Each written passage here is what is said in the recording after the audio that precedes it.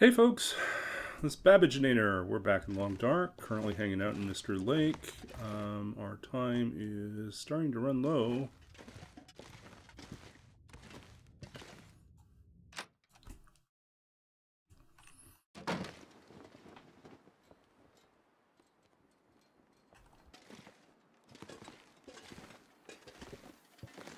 What do we have for firewood right now? 5 sticks is not enough. Let's get something else. So yeah, we only have a few days left until we get out of here. So let's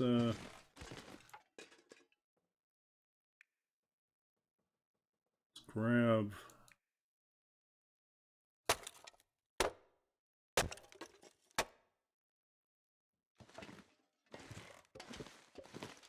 Do.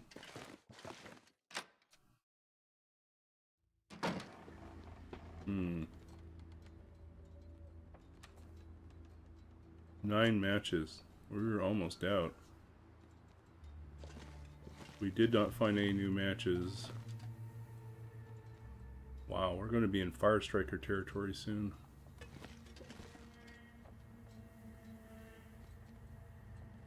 Mag Lens and Fire Striker. Okay. This is cooked already, so we'll just grab this stuff.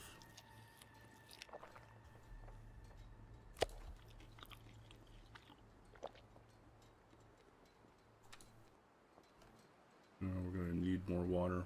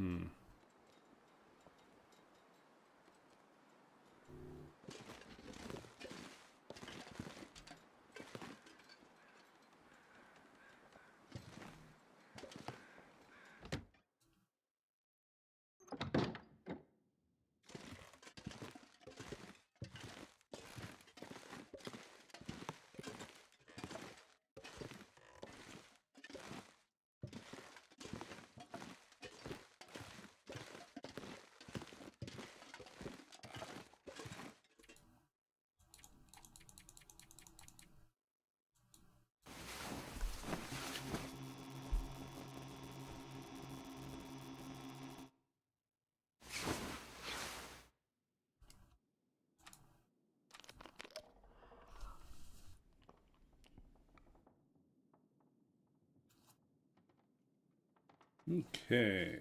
How are we doing time-wise? Almost through the end of the night.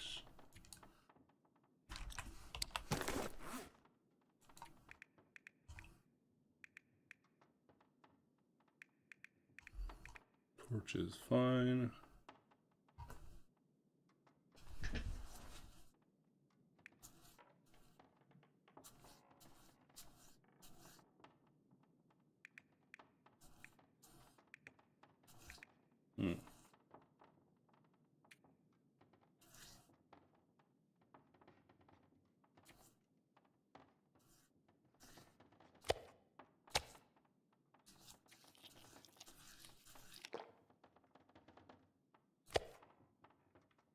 So yeah, I think our goal is to just get through the night here and then head back.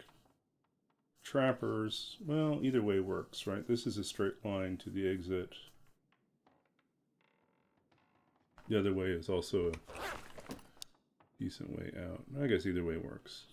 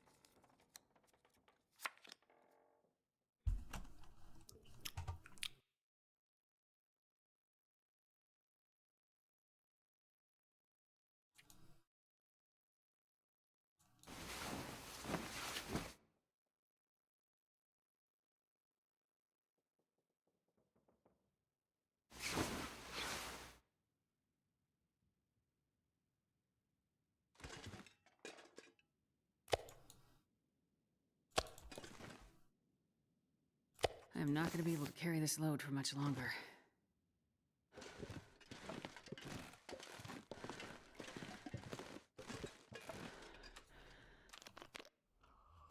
Okay.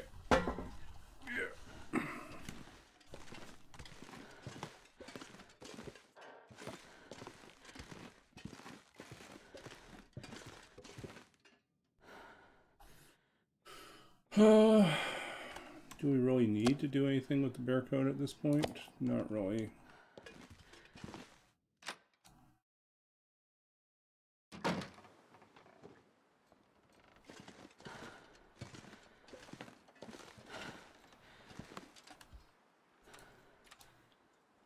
We have a dawn light. Nothing yet. Too early. Where are we at now? Still 256. Two.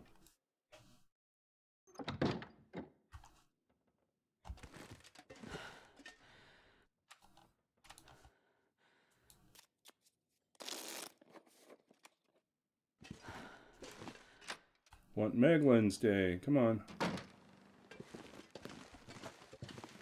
No, still overcast.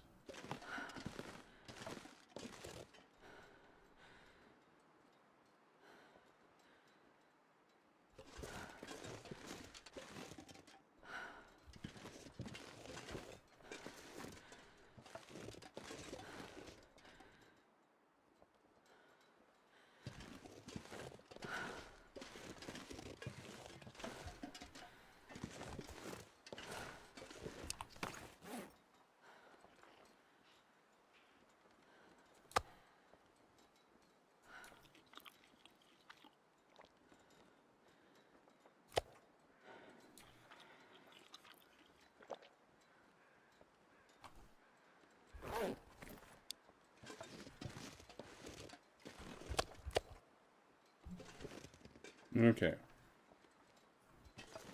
Let's leave some firewood for ourselves here.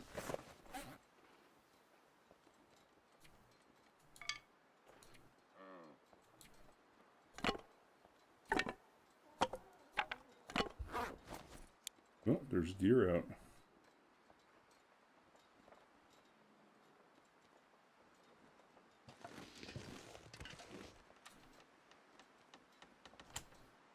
We're out of water.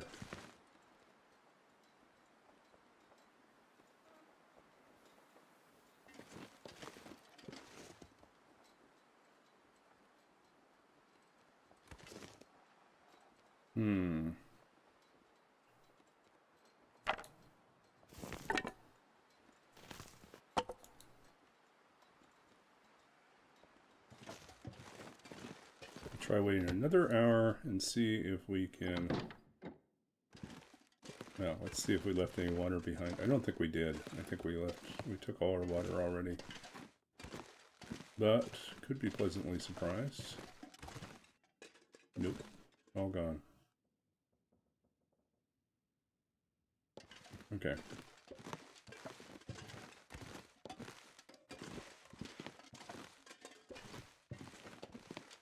Let's wait another hour. See if the sun comes out.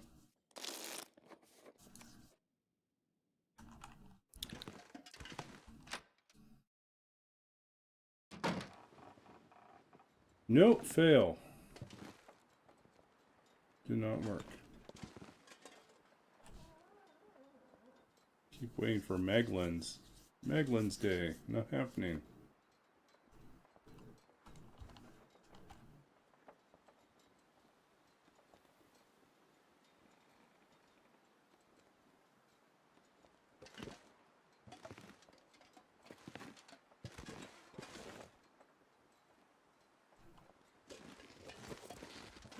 Okay, I think we head back.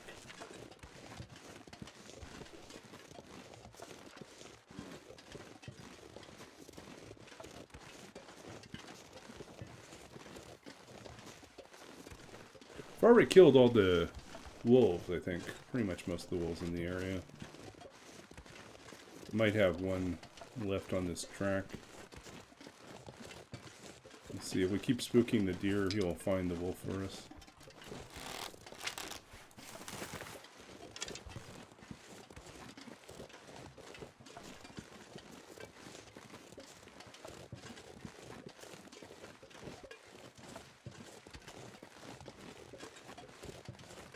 But I think we have water already at Trappers.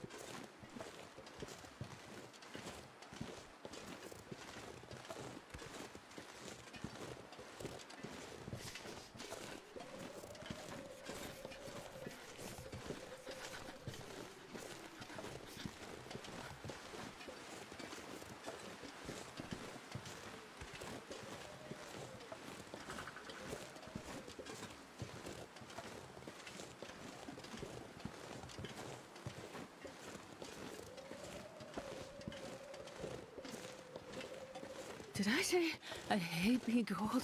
Because I really do.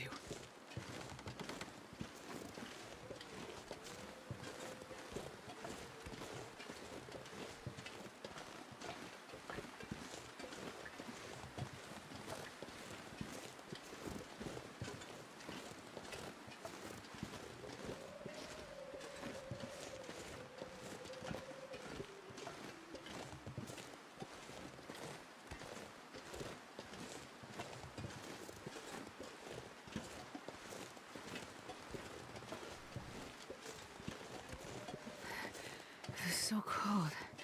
I just want to lay down for a bit.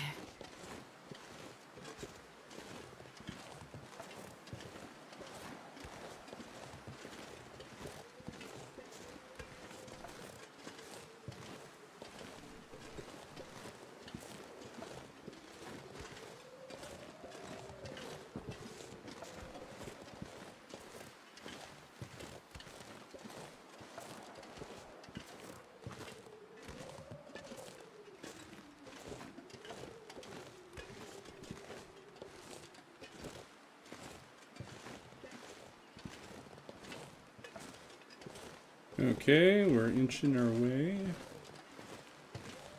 back to Trappers.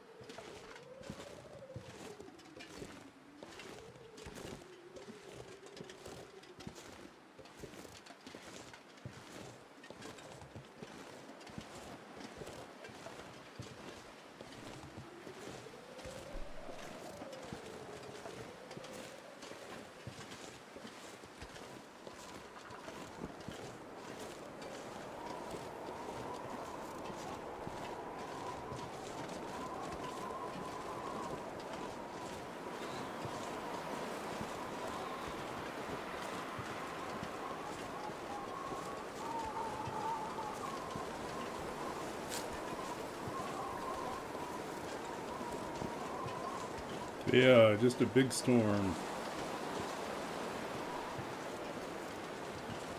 I don't think we're having any wolves or bear now.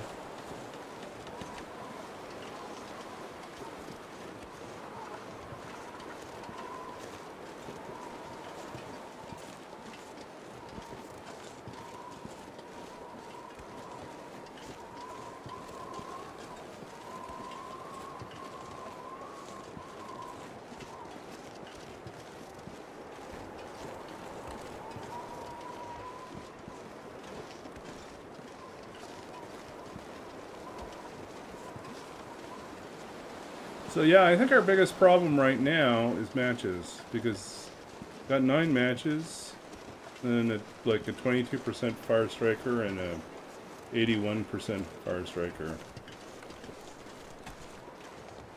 If we roll high in all the locations after this, we probably don't have enough fire, unless we get a lot of Maglans days.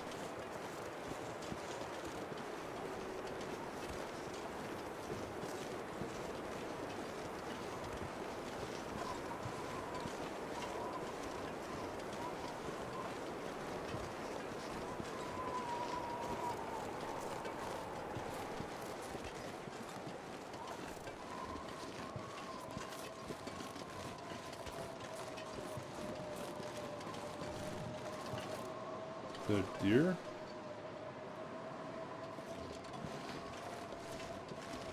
The deer.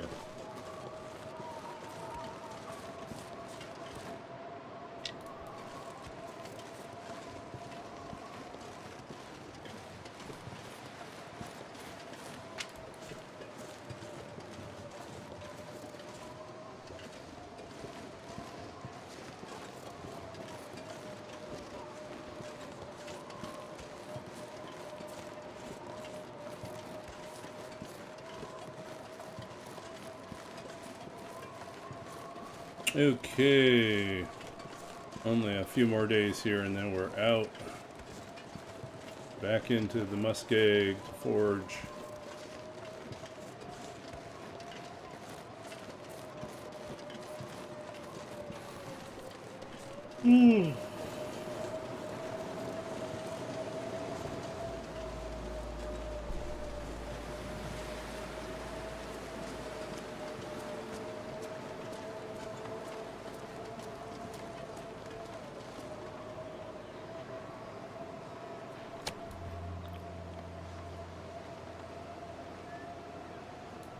I would drink almost anything about now.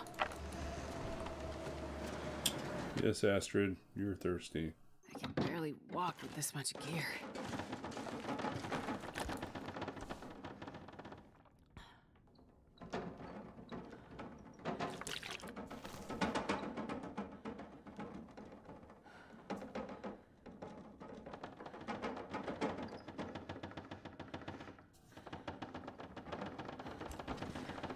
Okay, let's drop the deer hide,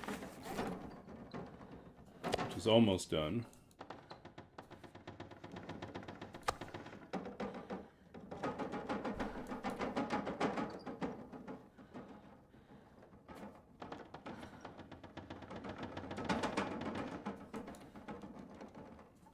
Make birch bark tea again.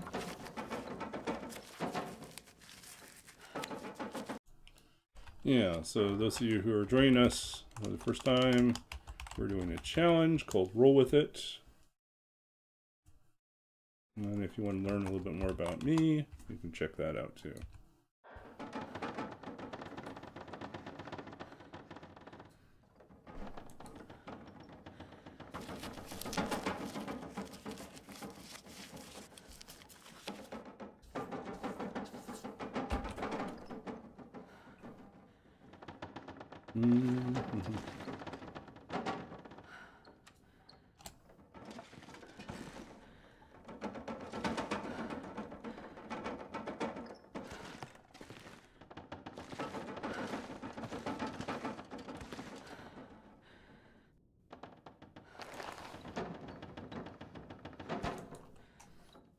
Okay, let's see what kind of repairs we can do here. Rabbit hats seen better days.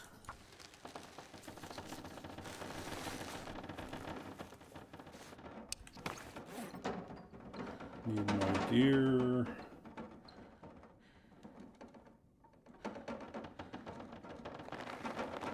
Could use a wolf eventually. Yeah, this one could almost use a wolf skin. Definitely the deer. We need more deer.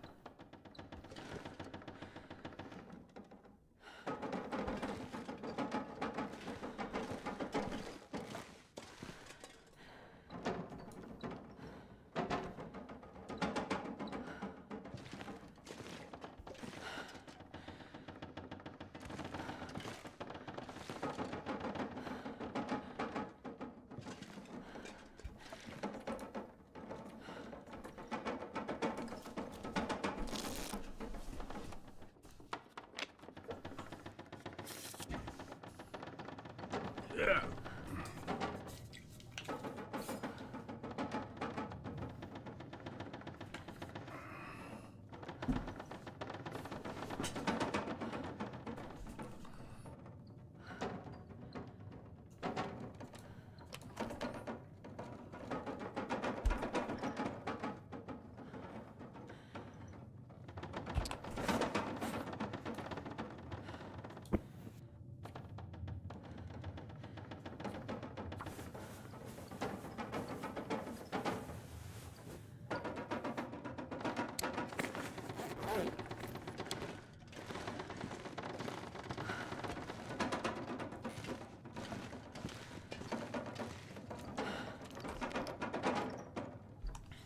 One of these days we'll catch a break with the morning sun or afternoon.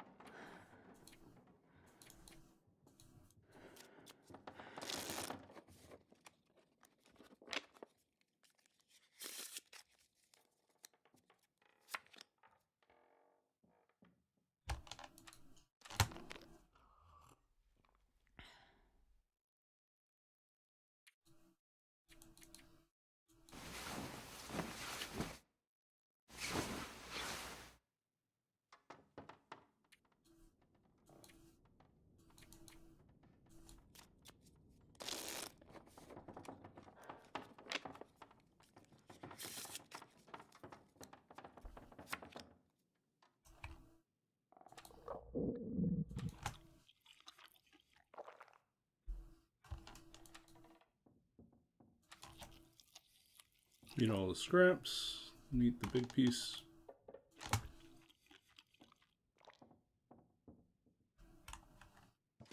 Hope there's bright enough sun so that we can make some. I don't know, maybe? Too early? Nope, no, it's not too early. Catch the dawn. Start a fire. Can't remember who told me that, but often, not always, but often in the early morning, there's a small window when you can almost always start a fire with the maglins.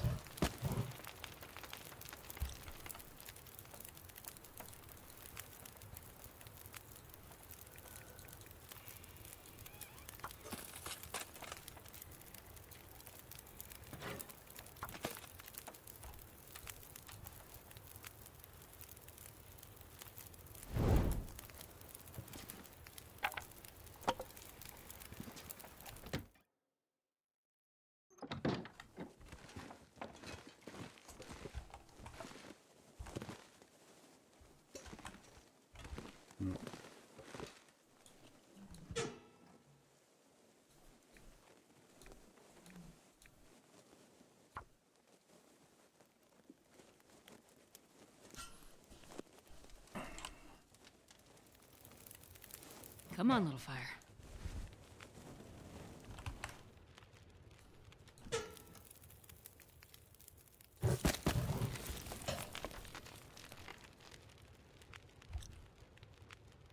Uh-oh. Don't have any pots left here.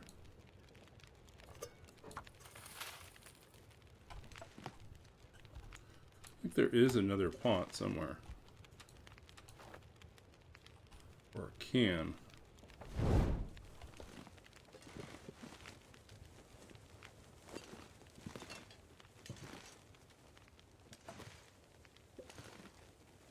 Maybe not.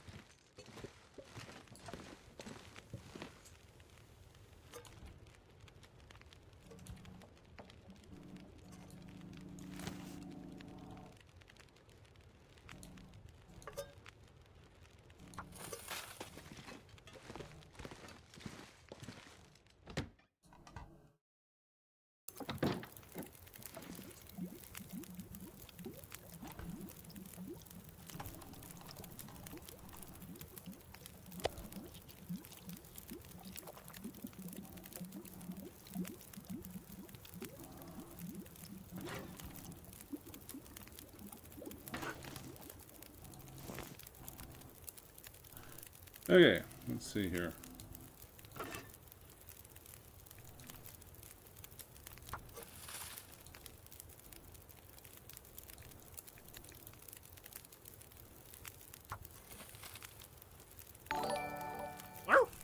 Hey, thanks for the follow, Jeff. Welcome in. Are you another TLD streamer or player?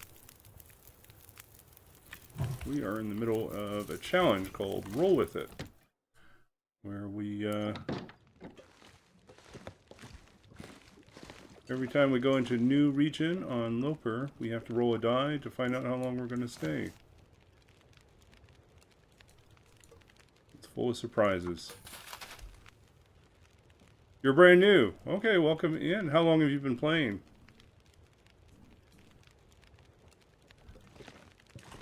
Yeah, I'll show you what we're doing right now. We're doing something called, so this is a interloper challenge that I developed last year before. It's been almost 2 years now, I guess, year and a half ago. Where basically, yeah.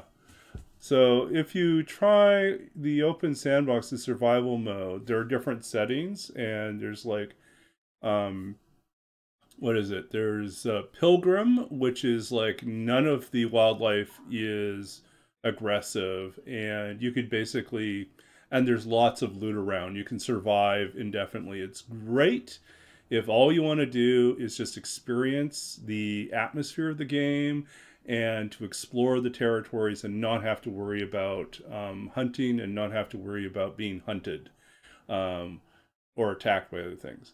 Now, if you want to try something a little bit more difficult, you go to Voyager, and Voyager has some of the wildlife can occasionally be aggressive, but it's still pretty like you probably don't have to hunt. There's guns that you can use, and yeah, it's hard to really starve unless you don't move from a location. Um, so yeah, Pilgrims and Voyager are great for exploring the game. The next level up from that is Stalker, and Stalker has the most wolves in the game, and it becomes a little bit more difficult. Things are slightly more scarce, so you will have to work a little bit harder, and the weather starts to get worse over time. And then Interloper is where they just crank everything up. It's like you start with nothing. You start with the clothes on your back, but you don't have mitts, or you don't have gloves, you don't have a hat, you don't have a bedroll, and you don't have matches. And it's cold, very cold, and it gets colder and colder as the game goes on. Most things are empty when you go searching, and the wildlife is all aggressive. So, and so that's kind of the. Okay, you're trying Interloper, or you enjoy watching it. Yeah, so Interloper's fun. Once you get to a certain point where you enjoy being punished, I don't know. It's just kind of how it is. So yeah, so what we do is, on top of that, every time we leave a region, every time we enter a new region, we roll a die, and it tells us how long we're going to be there. And so we don't know until we arrive in a new region. Then we roll a die. For the first 50 days, it's a 10-sided die. It's 1 to 10 days in each major region, and 1 to 4 days in each transition zone. But after 50 days, it suddenly jumps, and it becomes 1 to 20 days in each major region, and 1 to 6 days in transition zones. At a day 100, becomes 1 to 8 days in transition zones, and then on day 150 and beyond, it's 1 to 10 days in transition zones. And so, so where we're at is we have to visit every single region. That's the other part of the challenge. And we have to leave by midnight of the day that it turns over. So currently we are sitting on like 257 days.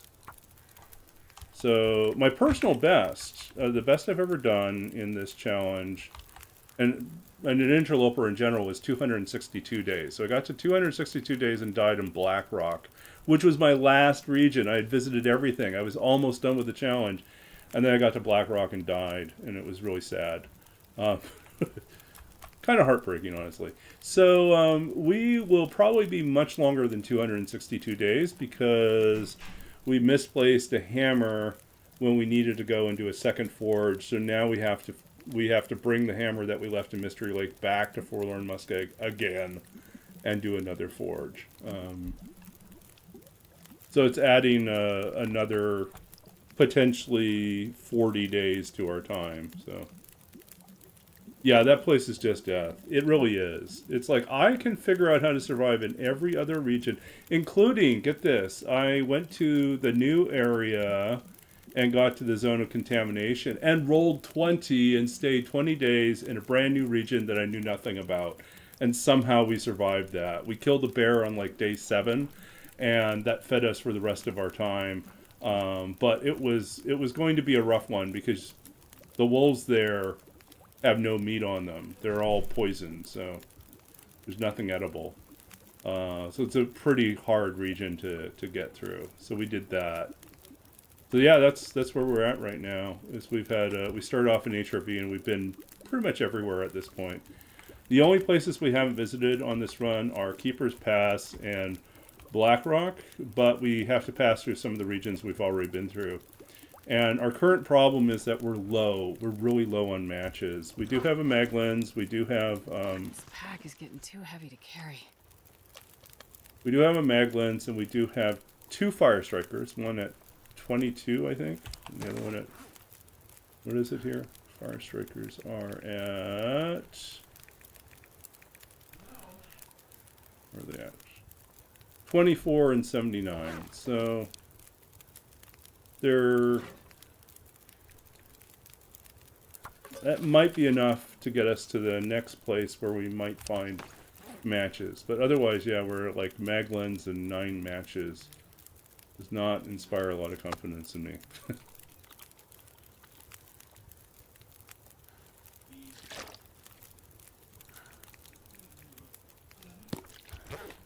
Okay, so right now we started a fire using our mag lens at dawn, and we are trying to let's see here. We don't need more torches, we got plenty, so let's just light this one and bring it out.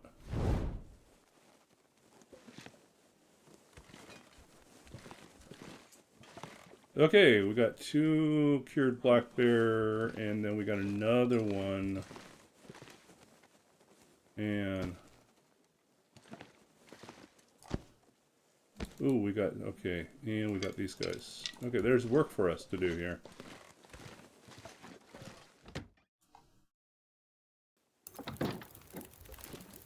Yeah. Do you have a favorite region so far?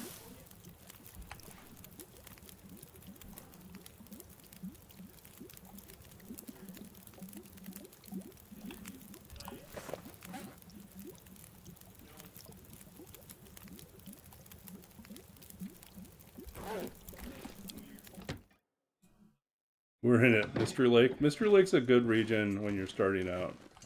Everything's kind of conveniently located. 39 minutes. Do we do it? We do it. You don't really need more arrow shafts. Actually, we do. Oh, and perfect timing. We have cabin fever now. Or risk of cabin fever. I'm not going to be able to carry this load for much longer.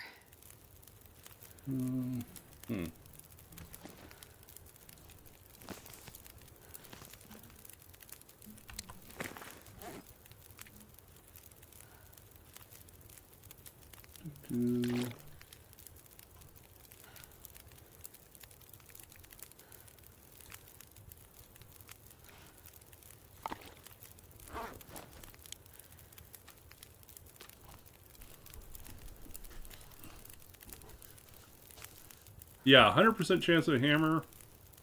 Love that, right?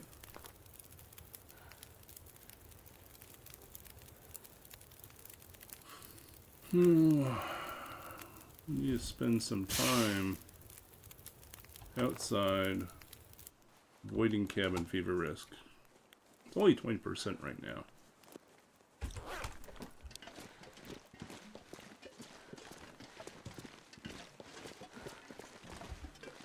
Let's think about what we need to do here.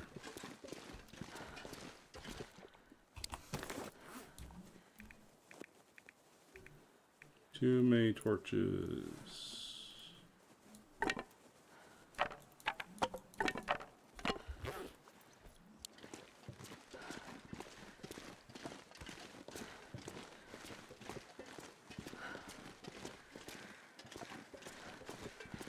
And he fought you from the inside, huh?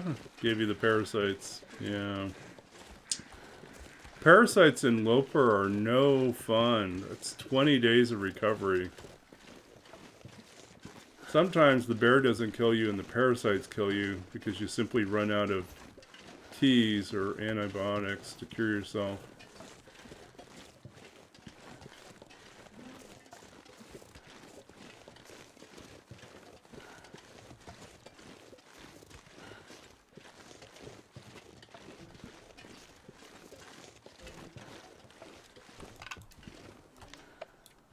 Yep, I have to be out here for a while.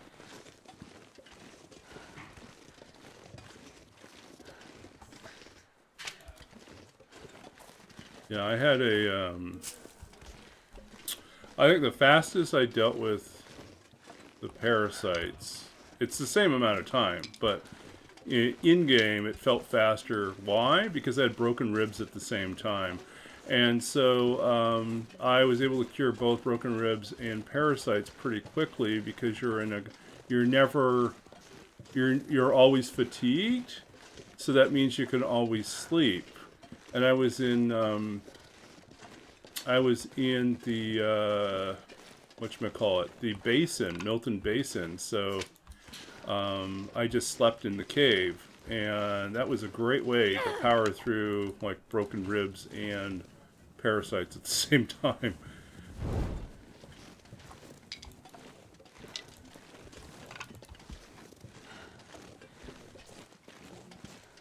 Yeah, I know. It's like I'm glad I wasn't Astrid, but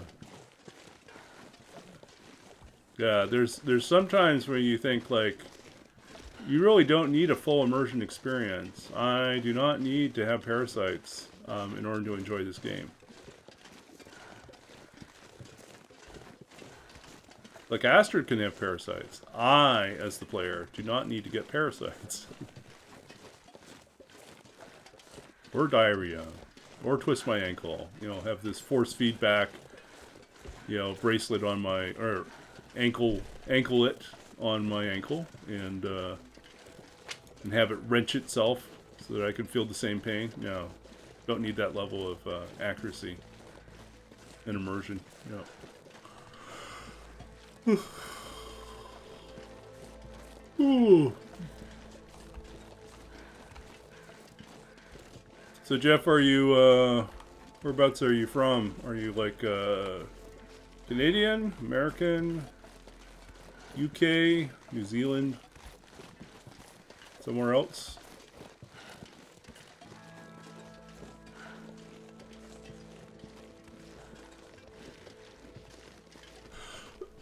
From Ohio. Oh, okay. Stare up the sky.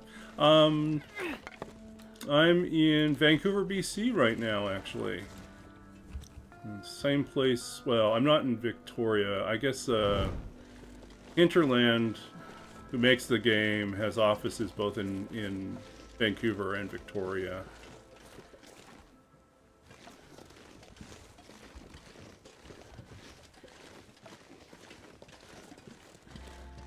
So,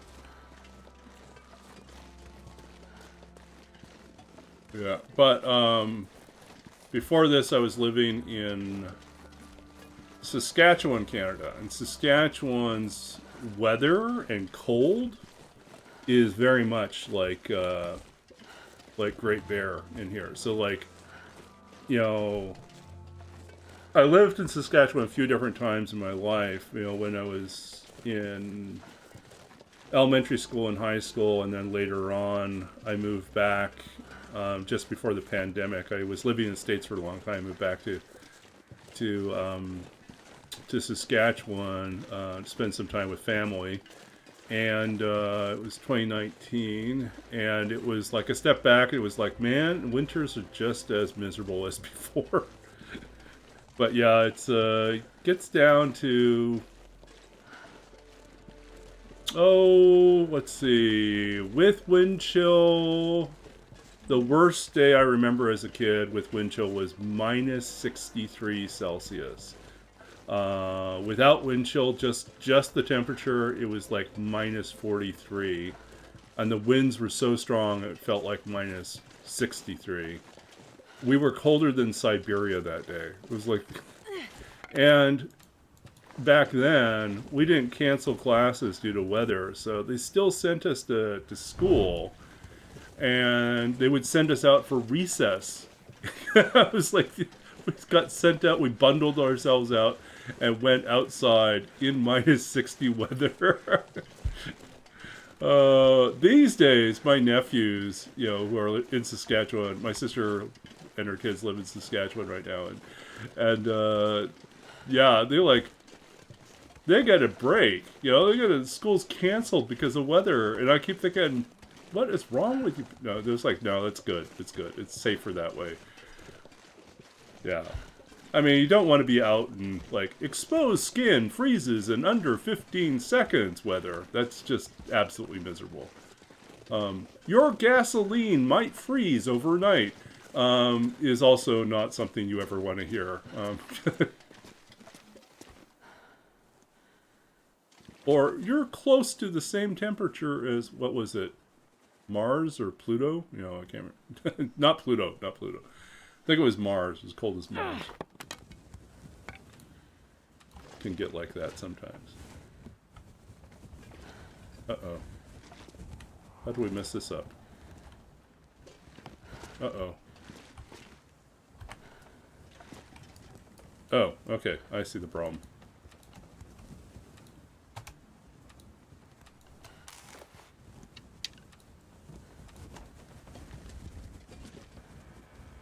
It's a weird bug. Sometimes you don't get to interact with things.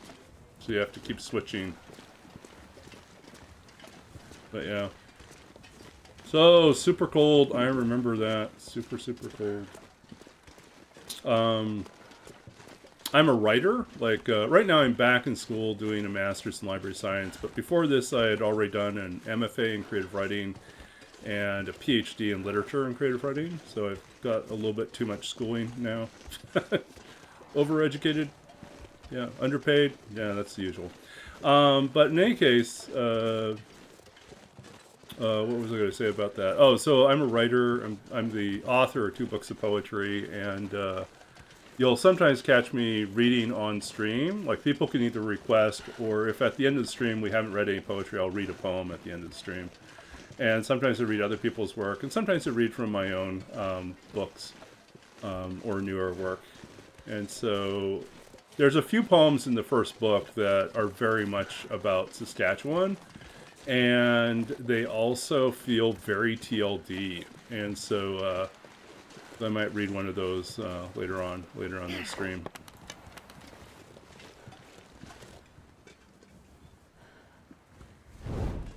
Get super cold.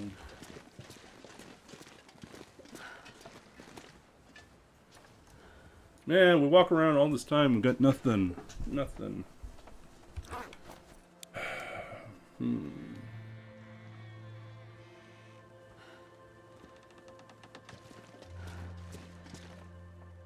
don't know, do we want to... How many sticks do we have now? 22.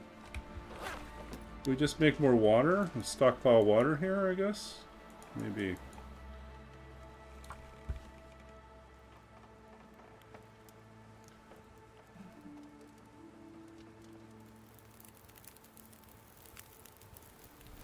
Come on, little fire.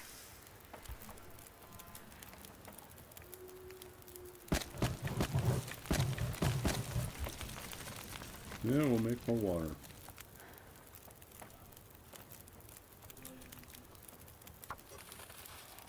Are you working in Ohio? Are you in school?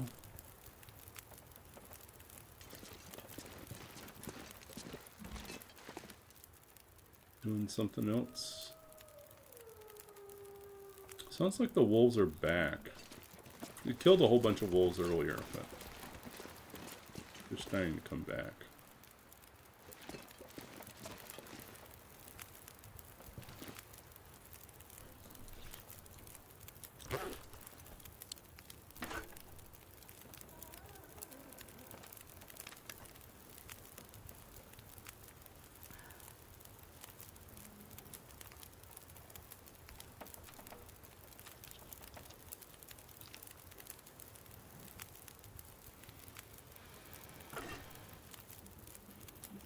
Hey, Guedek, how are you doing?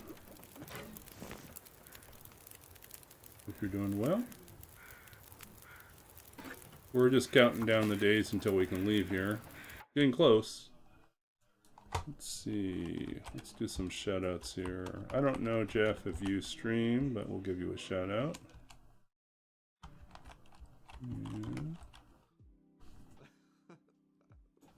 The rockets and stuff, dude?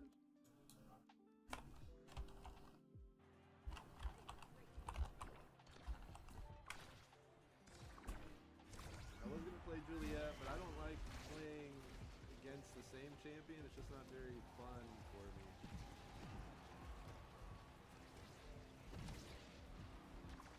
That's kind of an odd game. Looks kind of cool. Like a pinball battle? Okay. Okay, so question is, how has my day been? For the most part, pretty good. Been a little bit busy. I had I do a shift of, I work as a writing consultant for the university right now, which basically pays me about 1/5 or 1/7 of what I paid as a consultant outside of the university, but it is a campus job, and it's guaranteed hours a week, so I'll take that for now, because it works around my school schedule. So yeah, I did a shift on which no one showed, so they paid me for 3 hours to basically sit in a room waiting for people to come that didn't come. Yeah, so we did that, and then I had to rush off to before class. I was meeting with a project group for the data. I'm doing a database design class, and we were doing a presentation on our proposal for database design proposal or project design proposal for a database for a made up company that we decided on. So we decided to, as our group decided that we're going to make a fictitious, a fictional RPG dice shop called Dice Design. So it could be D&D as well. And so we basically designed, we came up with, we went through all what the fictitious, our made up store owner would probably want, transitioning from selling it entirely on Instagram to wanting to have an actual web store and a database for tracking inventory and shipping. And so we developed all that in schematic form. So. Am I familiar with Nobel Prize Václav Raymond? Václav. I'm not certain. I don't think so. Is this I want to say Polish writer? Is that right?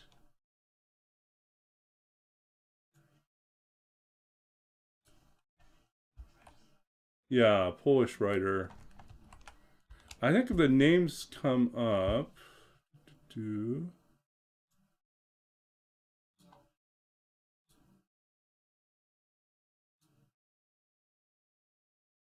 Before my time, yes, before my time. Won the 1924 Nobel Prize Literature, passed away in 1925. Authored the 4-volume novel Chapli, which I probably pronounced incorrectly, The Peasants.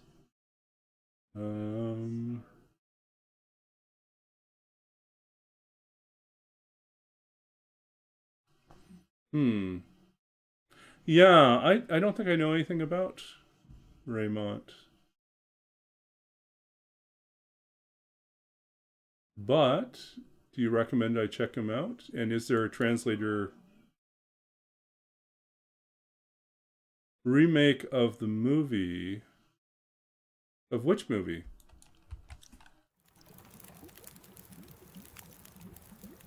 You recommend this movie because... Okay, now I'm waiting, eagerly waiting to find out why.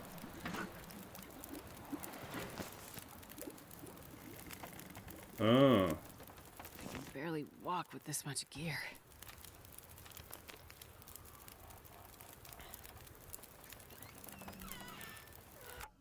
Okay, so you're saying I should check out... There's a movie.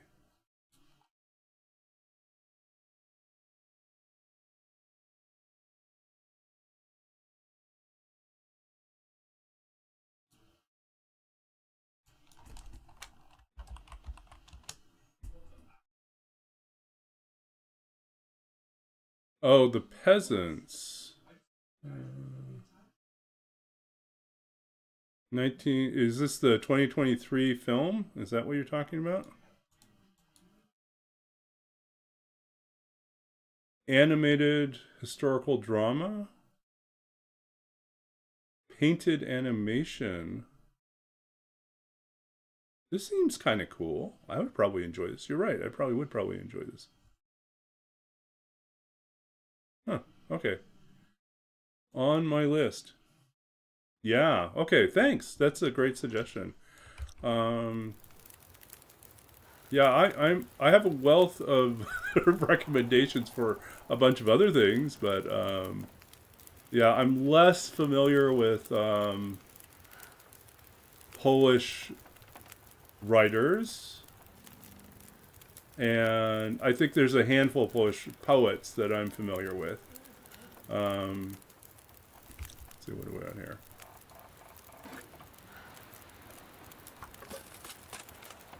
It's mandatory in Polish schools. Okay.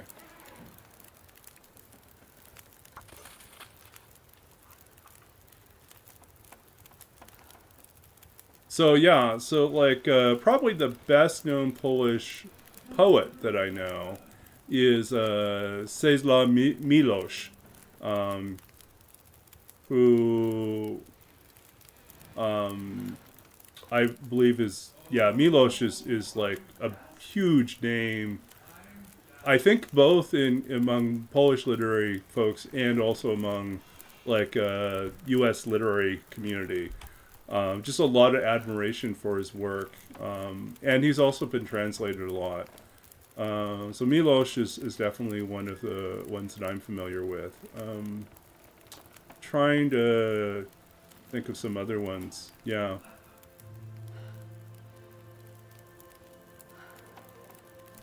Milosz, and let's see what's on my shelf right now.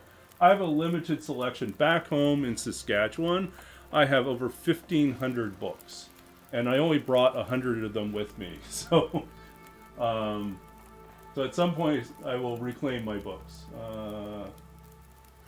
But while I'm a student, I just don't have room for everything. So I'm trying to think if I brought anything else with me in terms of Milosz. I think I did. Somewhere in here is probably like I probably chose a thin volume to fit in. Or it might have been a book of essays. Yeah. It's the Witness of Poetry is a collection of essays that I brought with me. I have like a really thick volume of Milosz's work back home, as well as I think a thinner one. Tedla.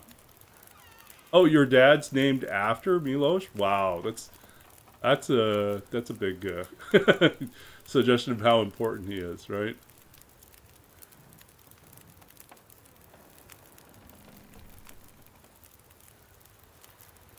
Yeah.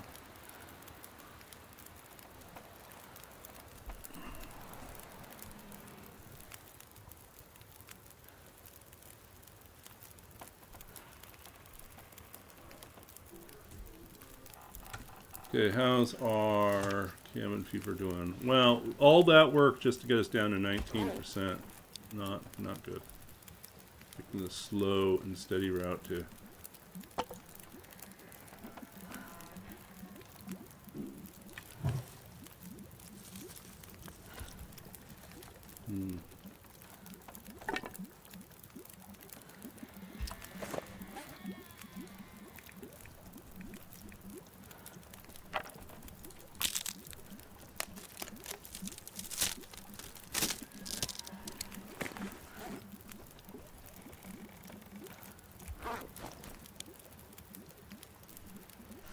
And then I'm trying to think of, like, in terms of filmmakers, probably the most famous Polish filmmaker I'm familiar with is, and I've always seen the trilogy.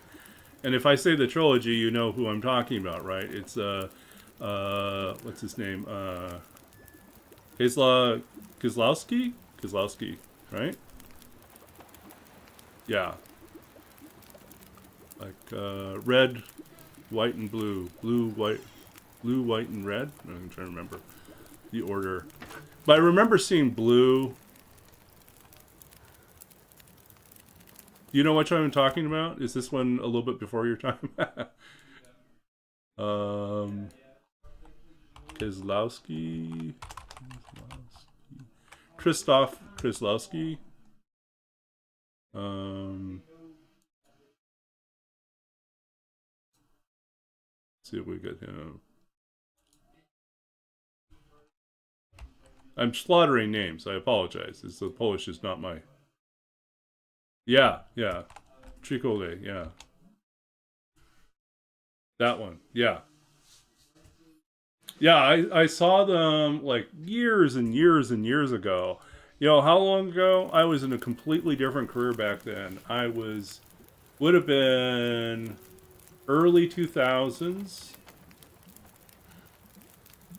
and I was working as a computer games programmer in Los Angeles and writing on the side. Um, and in my, I would get home after a really long day at work, and I would be too wired and yet too tired to fall asleep. So I'd stay up, and back then Netflix came on. The DVDs were sent to you in the mail. They didn't have a streaming service back then. They just mailed the DVDs out, and so yeah, the, yeah, he is totally. That's such a wild series too. Yeah, um, it's from your town. Wow. Bloodstock. Okay. Yeah.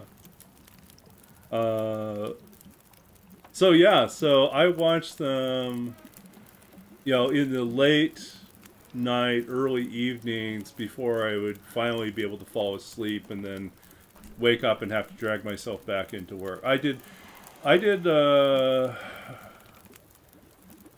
it 4 5 years 5 years I worked in the games industry, and my hours went from being like 40 to 50 hours a week to eventually like during crunch times like 80 90, occasionally 94 hours a week, and got paid for 40. And I was just like, why am I doing this to myself? And at the same time I knew that I wanted to make a jump out of that career. I was like, I'm still young enough, I don't have any dependents, no one that I have to answer to. I can quit this career and pursue a graduate degree in creative writing, and I don't have to make excuses.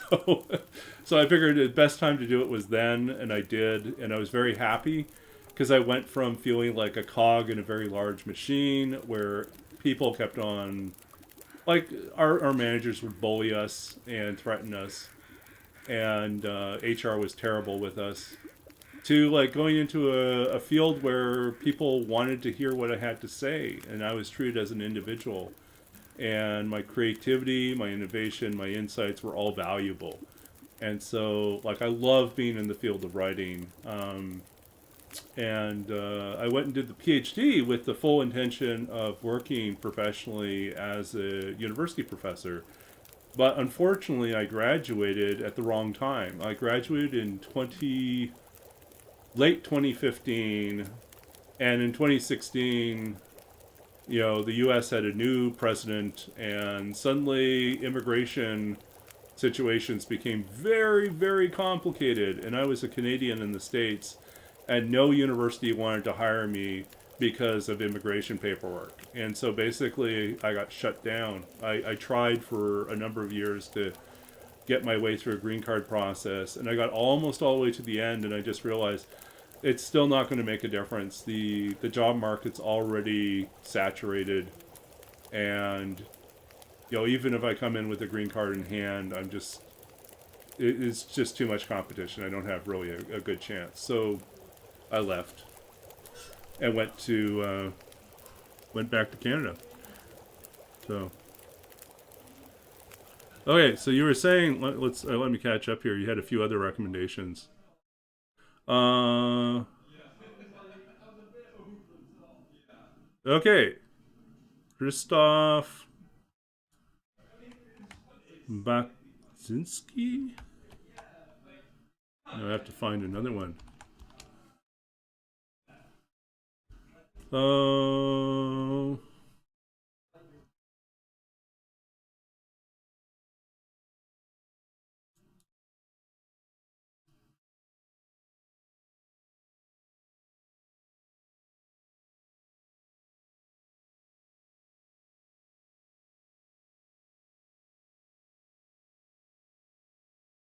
it looks like there is one volume of his work translated into English,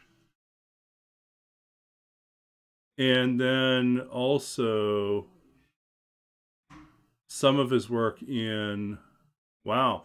So it seems to me like there's possibly an opportunity to do more translation. Wow, that's interesting. If only I spoke Polish.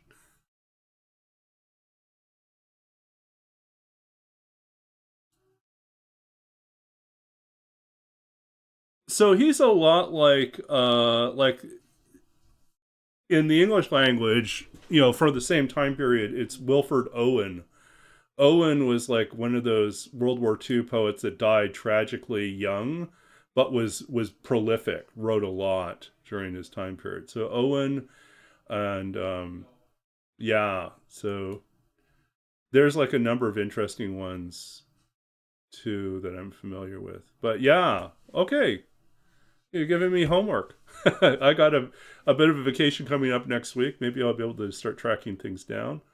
Um, yeah.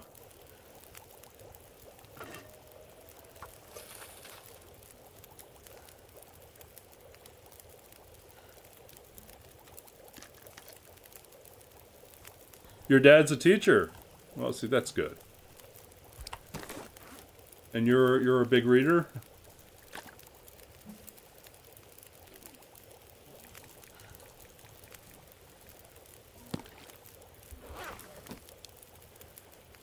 You're also a teacher.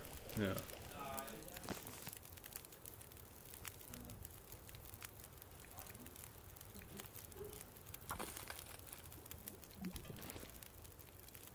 Yeah, I love recommending books, movies, anime. I watch a lot of anime. Um, and like just other obscure things if I can come across. If I find something else I want to recommend.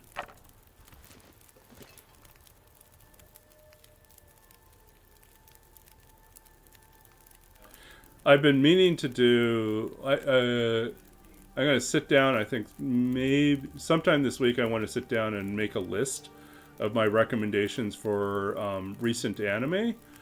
Because I took a long break, like a few years off from watching anime because I kind of felt like most of them were becoming repetitive, plot wise. And then over the winter break, I sat down and started watching things again, and I realized there's actually some really good ones that have been out in the last few years that had slipped under the radar for me. And some of them I think have slipped under the radar for a lot of people because I just haven't heard people talking about them. So I think I'm going to put together my recommendations and put it on my Discord. So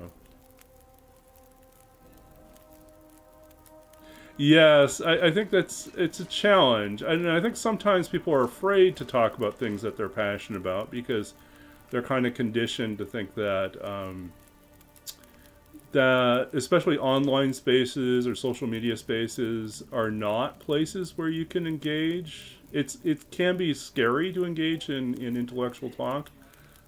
Sometimes it's just like it's not safe because of politically where you're at, and sometimes it's just it can be frustrating because people keep interjecting into the conversation in, let's say, non-intellectual ways, right? So like you'd like to have a meaningful conversation that doesn't break down into just name calling, right? Or repeating like lines that they've heard on TV or radio or on TikTok and not really involve their own thinking. So but yeah, I mean that's one of the goals of this channel, of this Twitch channel, is basically to provide a space where people can hang out, and if you want to talk about interesting things and ask my opinion or suggestions or recommendations about things, you're welcome to do it. I've lived an interesting life. I'm older than I look, and I am turning 50 this year, if you can believe it. And so I have been a few different things over the course of my life. Like I said, I used to be a computer games programmer. Then I worked, went back to graduate school. Then I worked for a few years as a consultant, as a writing coach and a manuscript editor, which is basically like being a university professor for creative writing without a university. So I basically taught classes and worked with people one-on-one and led workshops. And I was writer in residence at a library, and I've been a virtual writer in residence, like online, for another institution. And so I've done that type of work as well. I've run like a literary journal for 15 years, which is now retired. I finished that off. And I've been a translator of contemporary Chinese poetry. I've run a podcast, 2 years of a podcast. The second year was actually on community radio, so I was did radio hosting for a little bit. Yeah, just had a chance to do a lot of different things.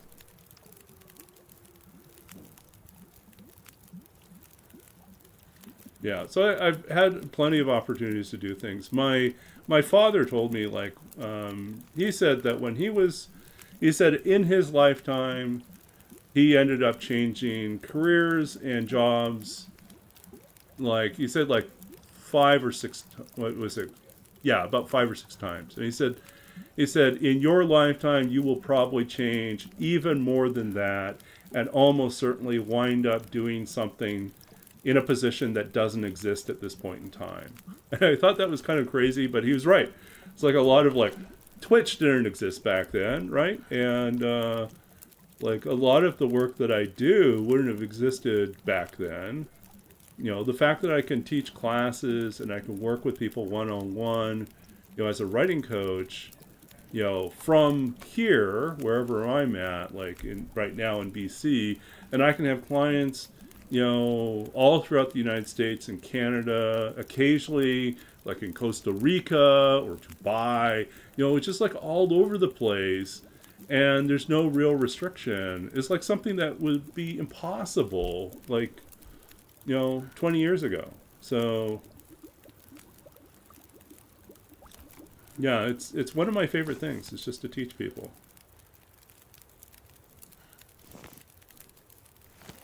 Yeah, I wish that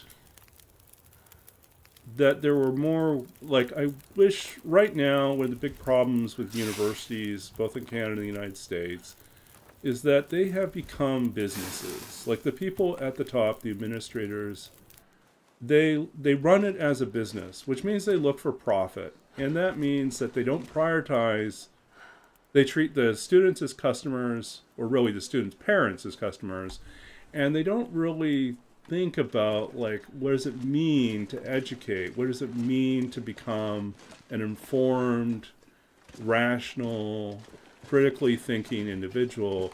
How do you teach people, like, to develop both a depth and a breadth to their thinking and their awareness of the world?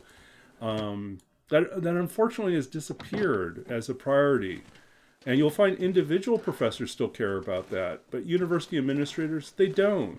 They're more concerned about how quickly can they get people through the program, and that's just disheartening. It's like, so.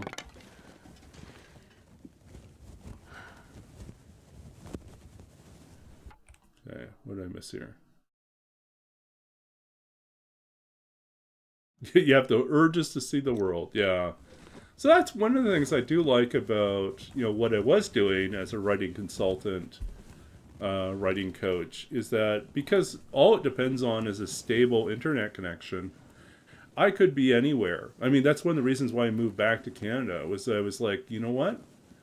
In the States, I'm limited by what my current visa status is and whether or not I can get a green card, you know, permanent residency. Otherwise, I'm like really restricted as to, like, I could do one type of job until this, or I can do no job officially, you know, while I'm, you know, there until my paperwork settles. So in Canada, as a Canadian citizen, it's like, yeah, just do whatever you want to do, just file your taxes. It's like, so it's like, great, I don't have to go through all this extra, you know, hoops. And so, like, I work a little bit for the university right now as a writing. Thanks. Oh, thank you for the sub. That's very oh, that's really, I'm so grateful for that. Yeah. Very much appreciated. But yeah, so I do a little work for the university, like 10 hours a week of writing consulting work, working with graduate students and sometimes undergraduate students. And then I occasionally am I pick up editing work and consulting and coaching work with other writer clients outside of the university. And that pays me, considerably more money. And I don't really need to pick up that many clients. I just pick up one or two a month to work with. Um, and I have more freedom in how I work with them. I don't have to follow very specific rules. Instead, I'm free to like, I think like at the university it's basically you are not their instructor, so you're not allowed to tell them this is good or this is not good. You can only advise them on if it is, if it's typical of this type of writing or it's not typical. And then advise them on rhetoric. It's like, if there's like, when you make this type of argument, is there, do you have more evidence or is there evidence that you should be citing to back up that point? It seems to come out of nowhere. You're very specific in that statistic.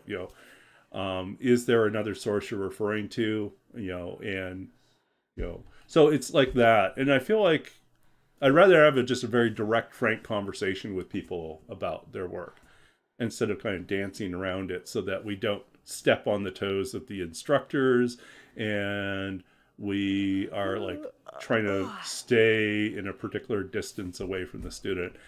Yeah, I prefer to have just a straightforward conversation, but that's the rules of working with the university. So,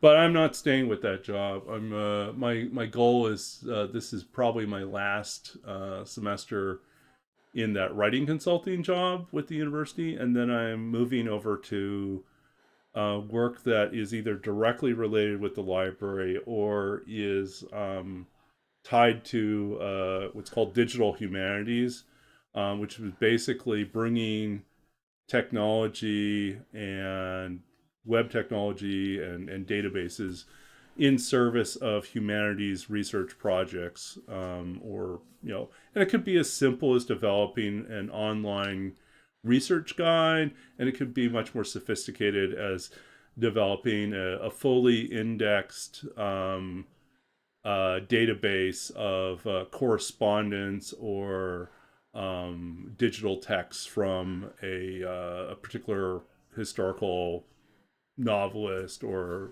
a group of poets or something like that. And so, I'm excited about those type of projects because it lets me draw on both my computer science and my literary sides and bringing them together. Um, yeah, so that's kind of the goal.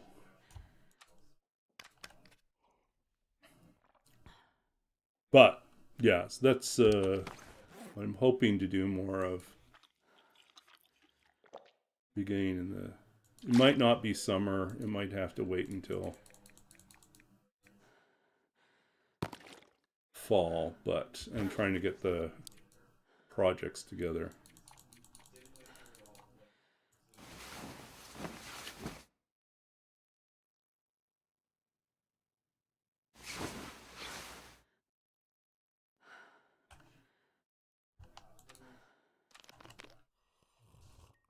Okay.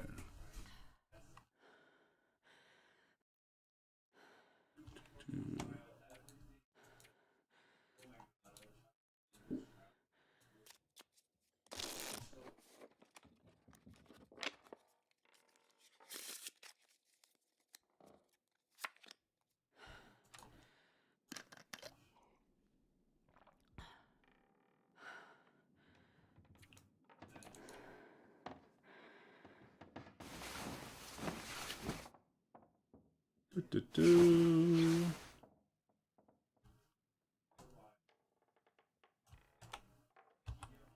So we must be close to exit time here, right? Oh, one more day. Yeah, I got your sub. Did you send a donation as well? I think I just got the. I got your subscription. Let me see if there's something else I missed here.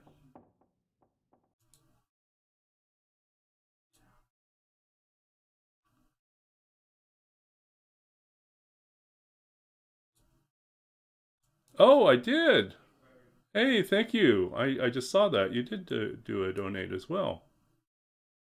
Much appreciated. Thank you so much for your support.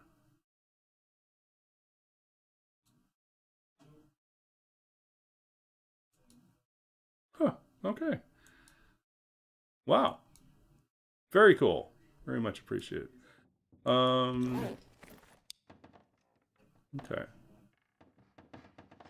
I am going to take a short bio break. I'm going to have to take a bathroom break, but I'll be back in a couple minutes.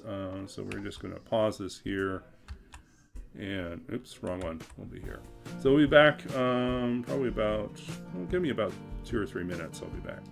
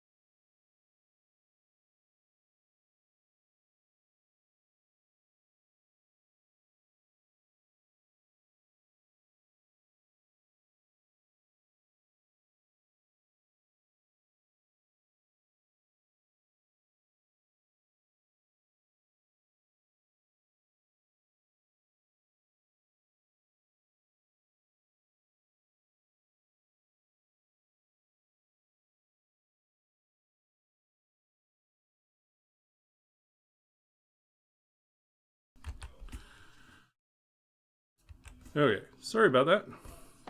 Took a little bit longer. Ended up talking to my roommates. It was like, uh-oh, gotta get back. Let's see. It is start of a new day. Things we want to do. Do we really need to do that? I think we have lots of arrow shafts at this point. 24. Yeah, we can make a few more. Why are we making a few more? Because we're going to forge as many as we can. So.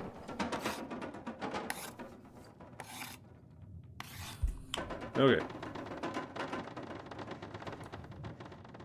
We want as many arrows as we can get.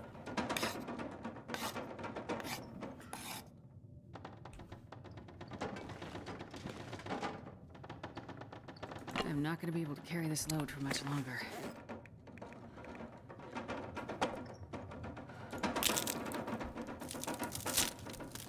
Okay. Doo-doo-doo.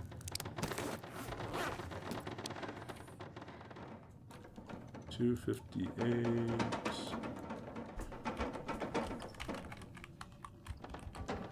One day left. One more day.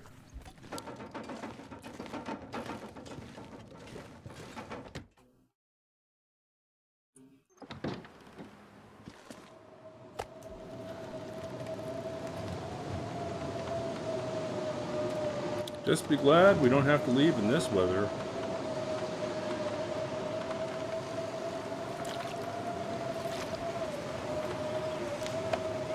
Oh, cabin fever has just started up again. No fun.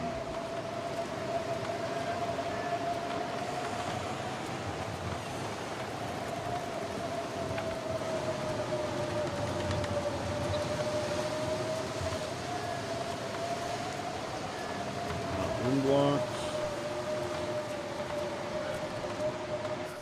This is still wind blocked.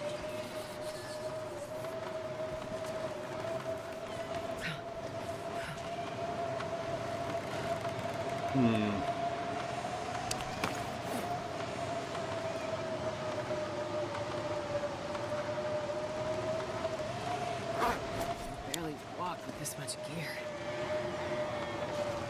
Minus 21! Not good. Okay, we'll go inside. The main thing we're going to do is do some repairs. Who's hurting most? 82, 83. Let's do this one here first. We need guts. 1, 2, 3, 4.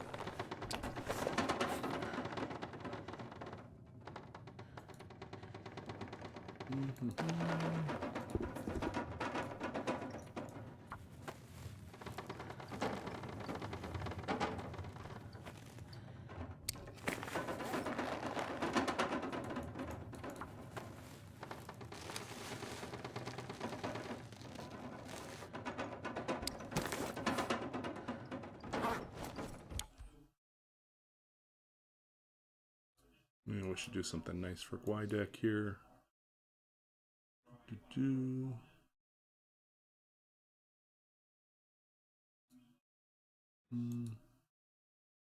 Where do we do that? Do-do-do.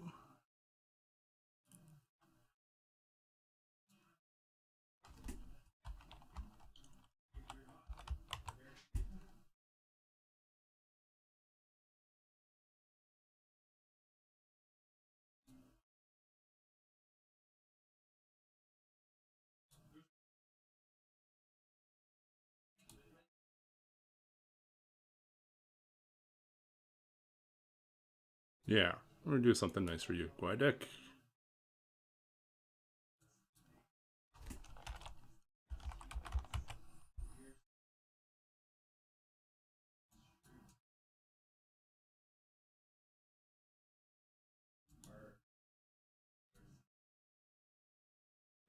There you go. VIP. It's work now, right?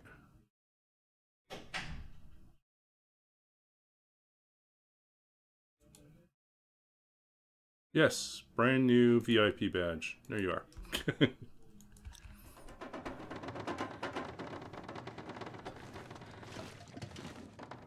Okay.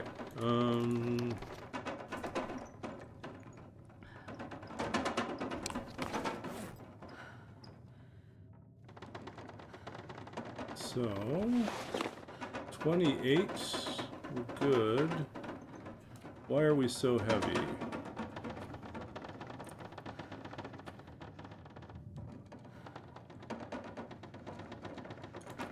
Too early to fix those.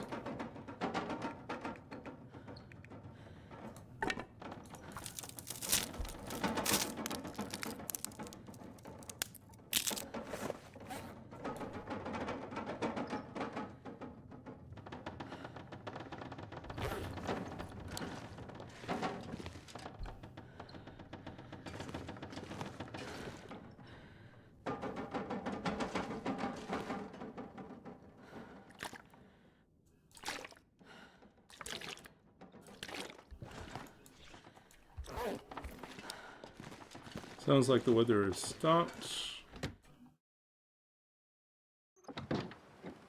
It's just not as bad as before.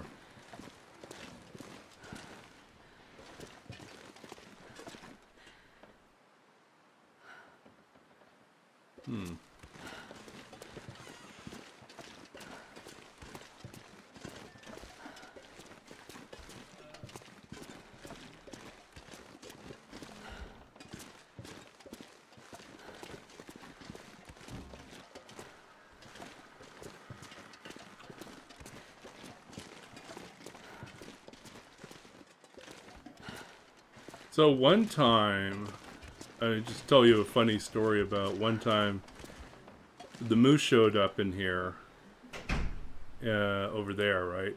And I picked a fight with the moose, and I thought, you know what? I'm going to be sneaky. I'm going to try to lure the moose all the way up here, and then I will hide back here, and I will put a fire over here, and the moose won't get me.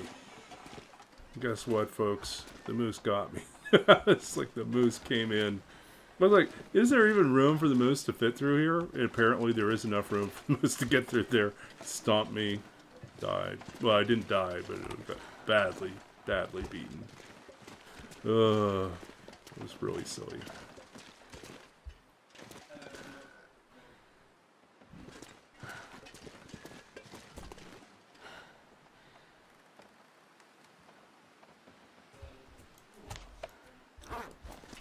Back to 20 minutes. This is only 4 degrees. You can do crazy stuff like this. You can say, you know what? I'm going to put a bedroll down outside. Oops, come on, guys.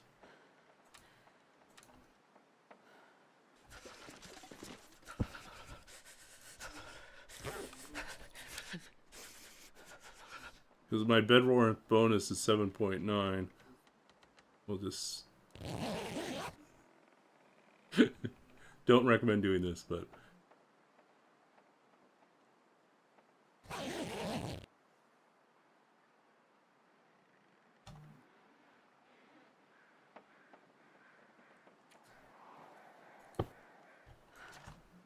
This pack is getting too heavy to carry. Okay.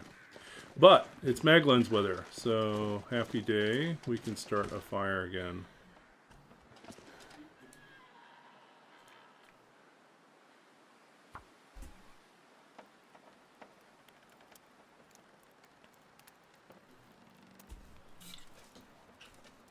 Come on, little fire. Come on.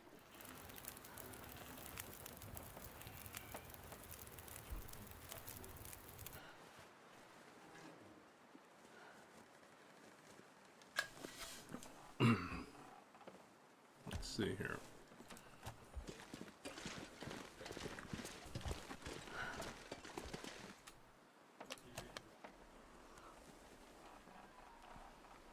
Right. We're gonna go over here. I think we searched this already, but we're gonna look anyways.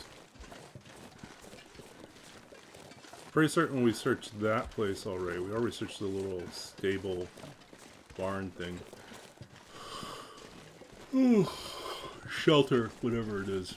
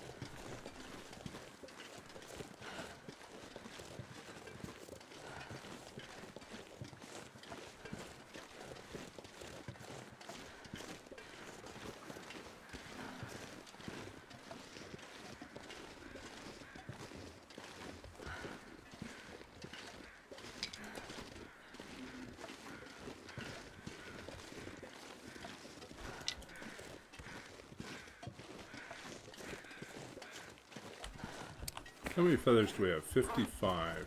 We're close to... We need 60 to make 20 arrows. We'll just pick up as many as we can here.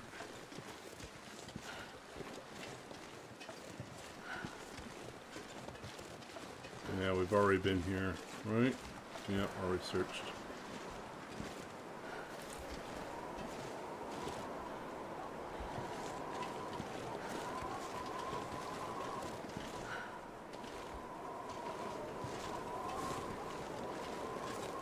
That's no good.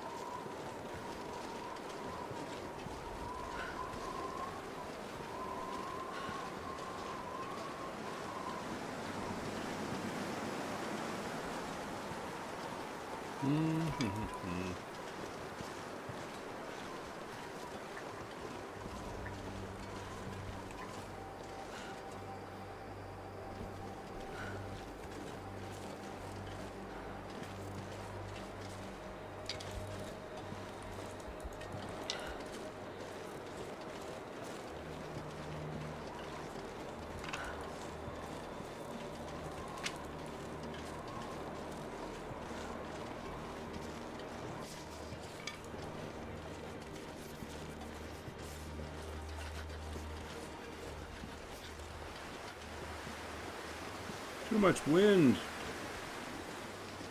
Okay, so let's make our plan here. Where are we going when we cross back into Forlorn Muskeg? I think that largely depends on weather. If the weather is good, we will go along the tracks. If the weather is bad, we will hug the right-hand side and go to Hat Creek. Because at least there's a cave along the way we can take shelter in. If the roll is bad, if we get like 2 days or something like that, it's not really enough time to go and forage and come back, then we may just... that was brilliant. Good job, Astrid. I'm not going to bother healing that. I'm just going to go back. Sorry, Astrid. Should have paid closer attention.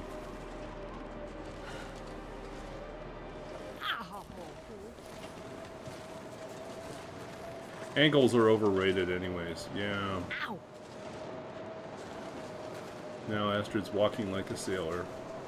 I'm gonna need some first aid soon. Really? You think we need first aid? That's 5.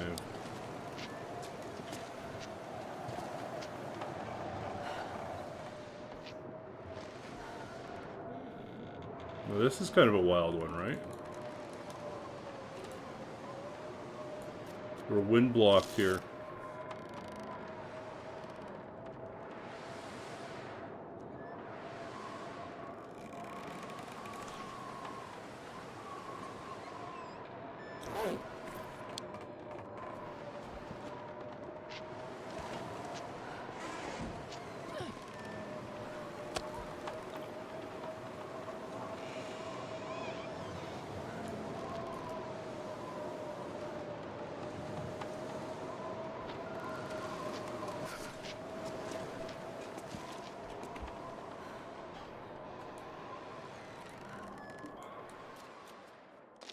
Oh, I got cold.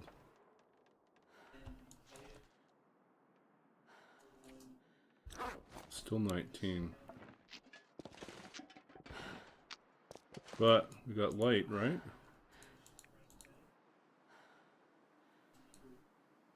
No! Sun just went down. Too slow. It's a bit, but I'll make it. Yep. Sun went out. Hmm.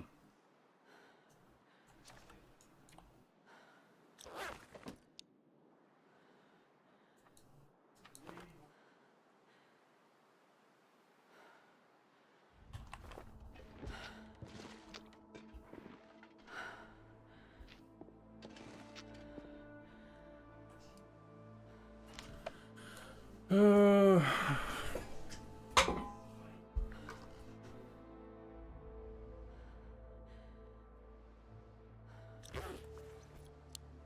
well, regardless what happens, we'll get through the night, so.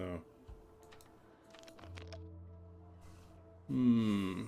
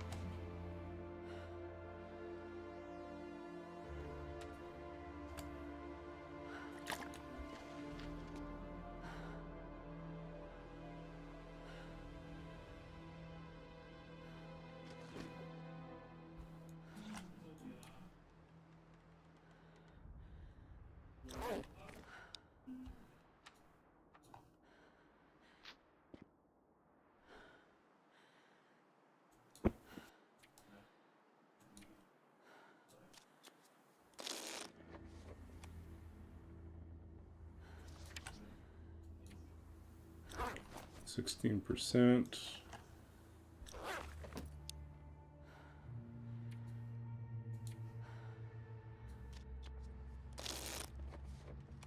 Feels like night is coming.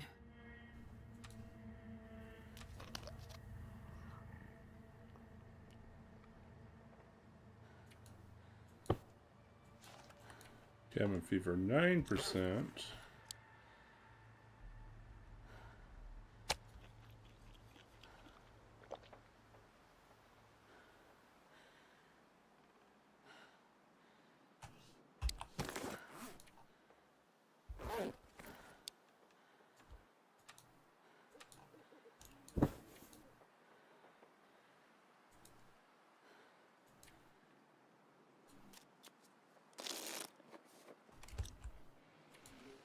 Weather change. We're not going to stick around for that.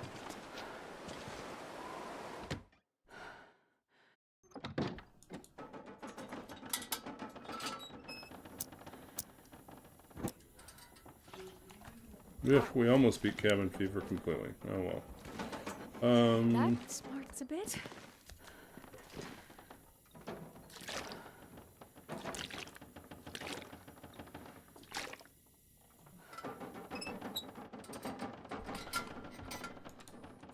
Okay, so we're getting ready. I think we'll push through until we get to FM.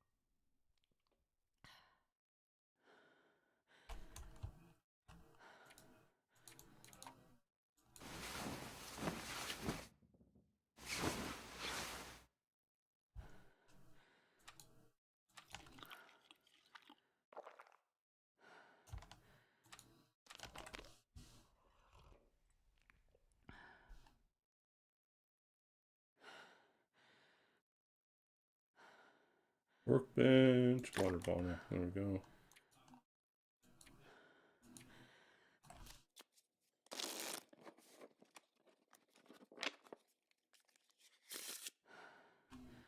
Okay, what do we need to take with us? Let's take some guts and rabbits.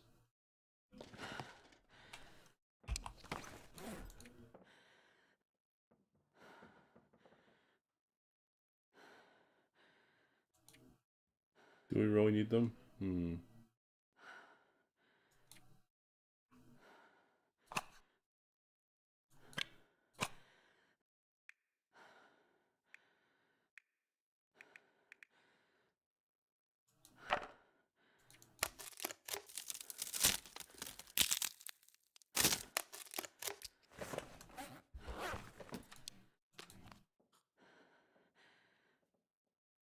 Okay, it's time. It is time. Dear friends, it is day 259. We leave 259. That means it is time to go.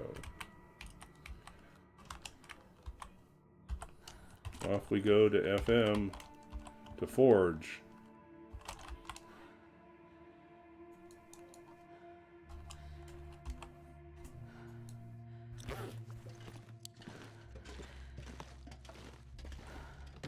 Maglen's Day. Come on, come on.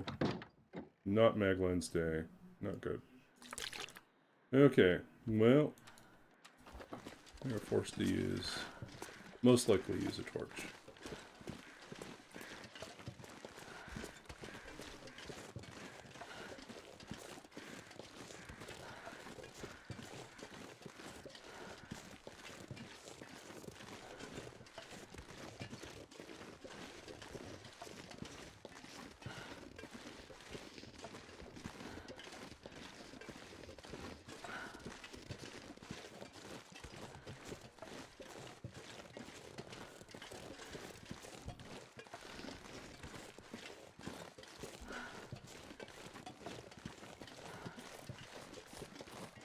Oh, it's clearing up.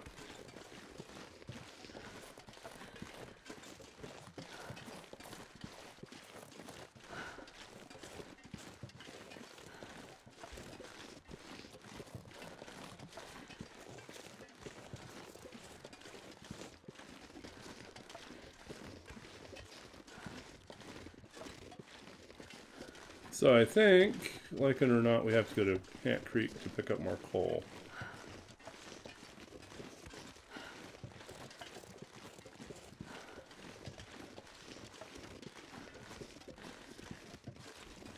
And the only question is, which way are we going to go there?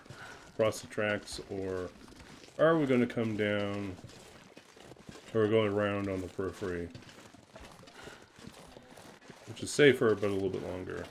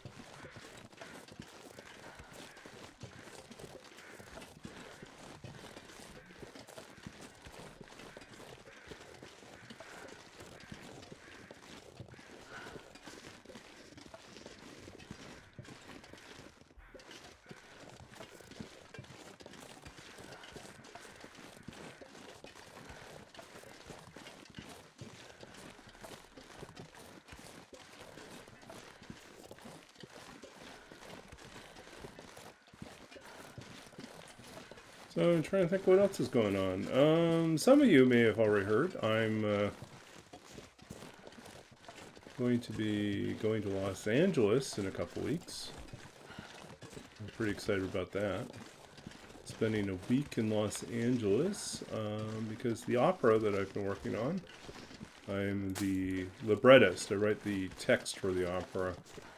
The composer won a big commission, and so we're being paid to put together this opera, and the production company is supplying all the funding for getting together, like, everything. It's amazing.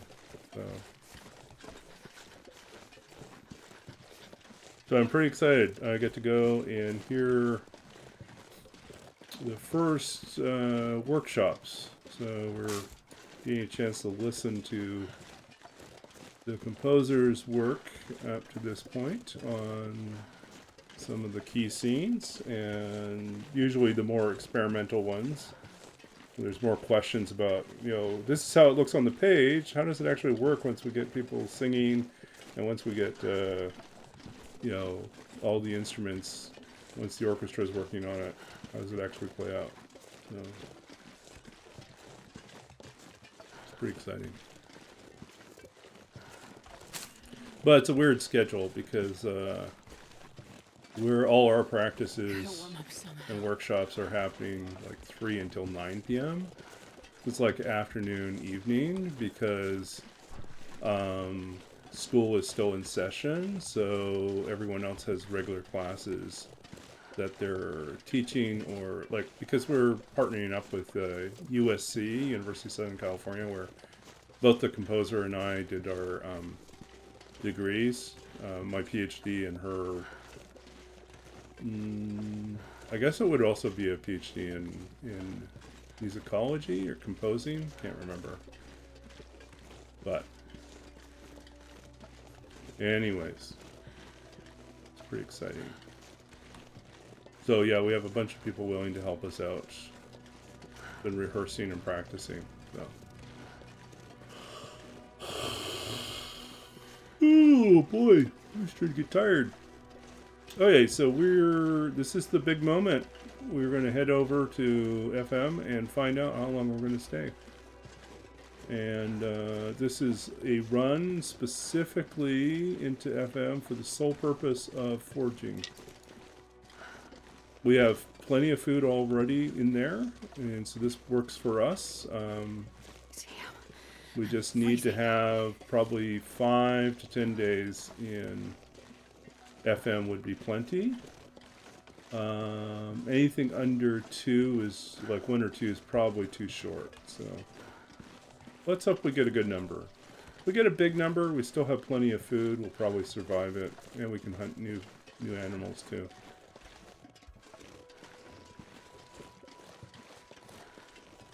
I just wish we had more matches. That would be my #1 wish. Okay, so let's go. If you want to play along here, we're going to roll the die and find out how long we're going to stay. I don't know who's still here. Let's see who's still up. Otherwise, we're going to... Yeah. So if you want to place a bet, guess how many, if you want to guess how many days, 1 to 20, we're going to roll the die and see what we get. If you get it right, 10,000 points, which you can redeem to do a whole bunch of different things. But if you just want to watch and see what happens, we're fine with that too. Okay, since this is a major region, this is a D20, a 1 to 20 roll. And we're going to roll in 5, 4, 3, 2, 1, roll. Okay. This is tricky. 2 days.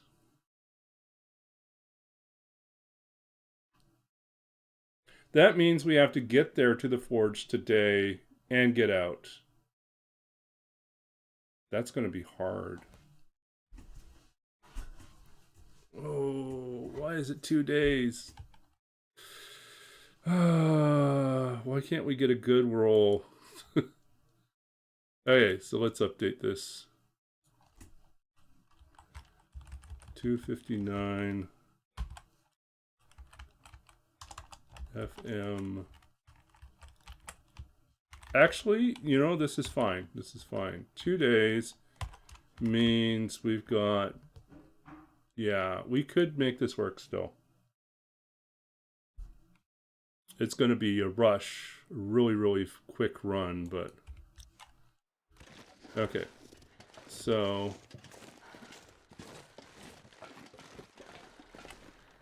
Step 1, do we have enough coal? 5. We don't have enough coal. Okay, so this is... this is going to be really close. I'm not certain how well we'll do this. But I think what we'll do is we'll cross...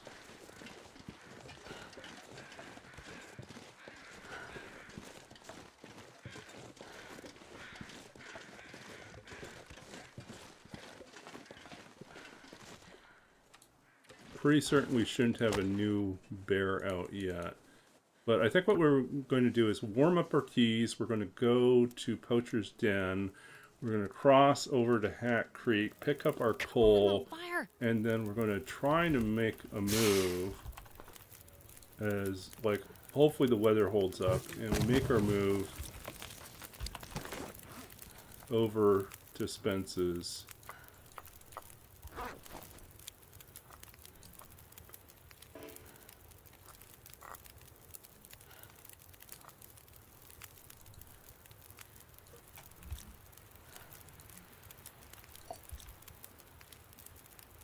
Nice, folks.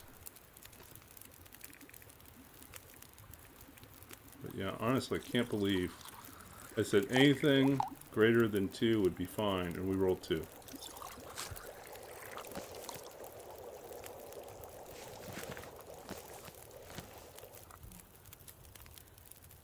Two curses.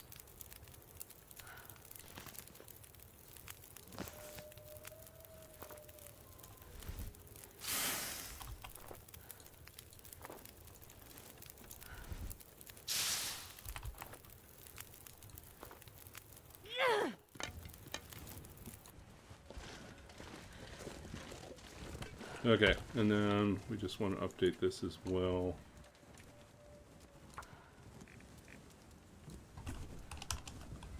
$261.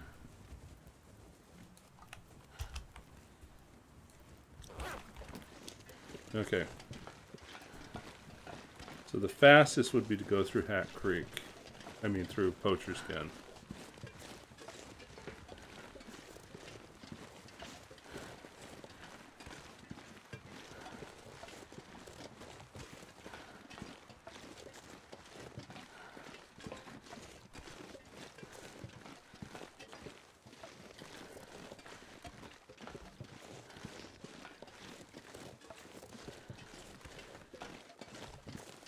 I don't believe it. 2 days. What did we do?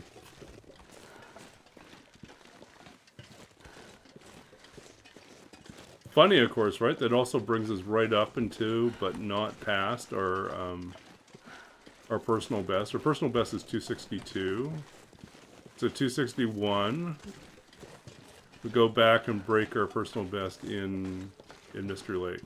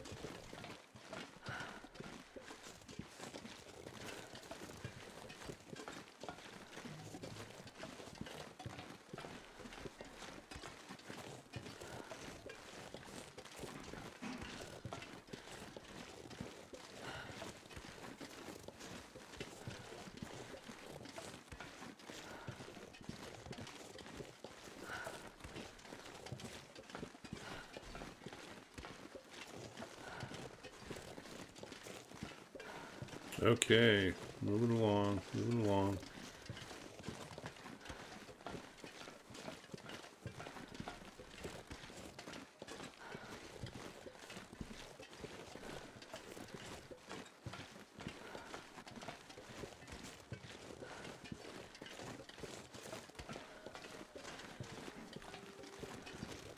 There's a wolf over there.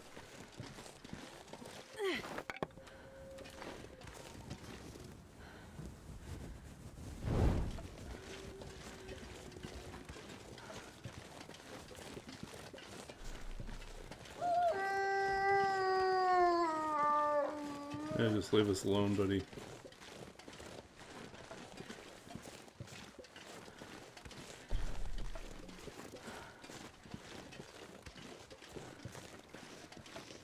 The wolves all come back. The bears are slow to come back, which we're fine with, right?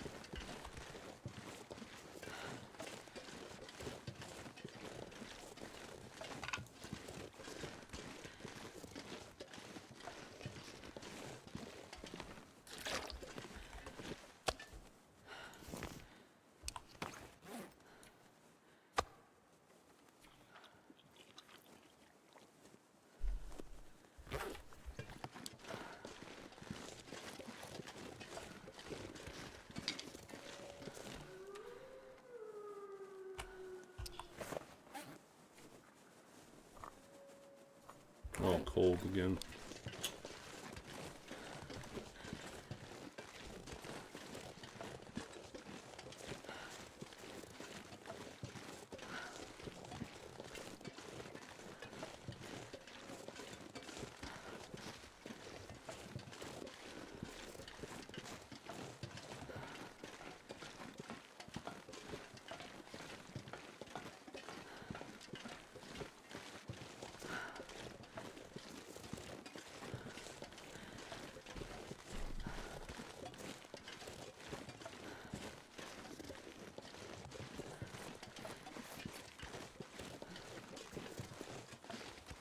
Okay, keep moving. Keep moving, Astrid.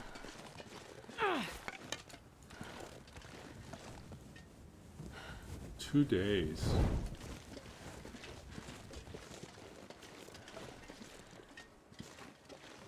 We're going to spend most of that getting to Hat Creek, getting the coal. And then, I think we're going to probably rush around the perimeter. If the weather will be kind to us. We'll try to rush around the perimeter to get close to the, get close to Spences. We'll see what the weather's like.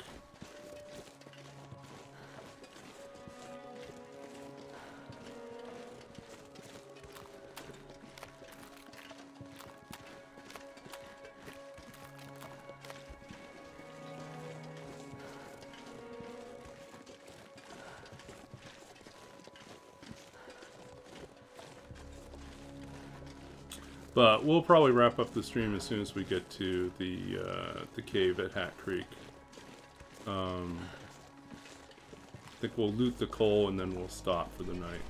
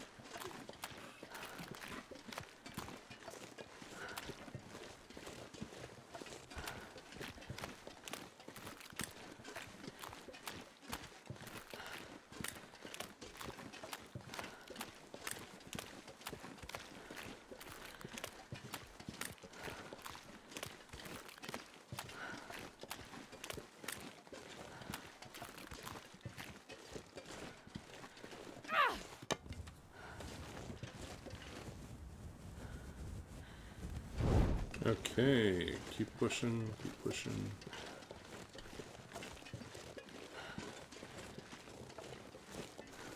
There's a wolf up there?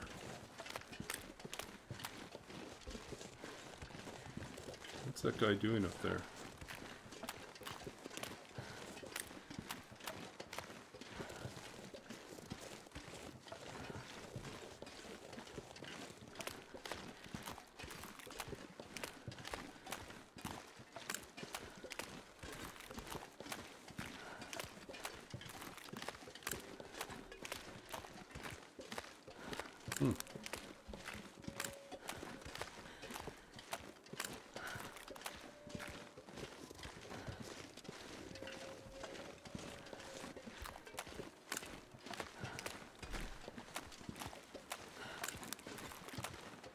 Okay.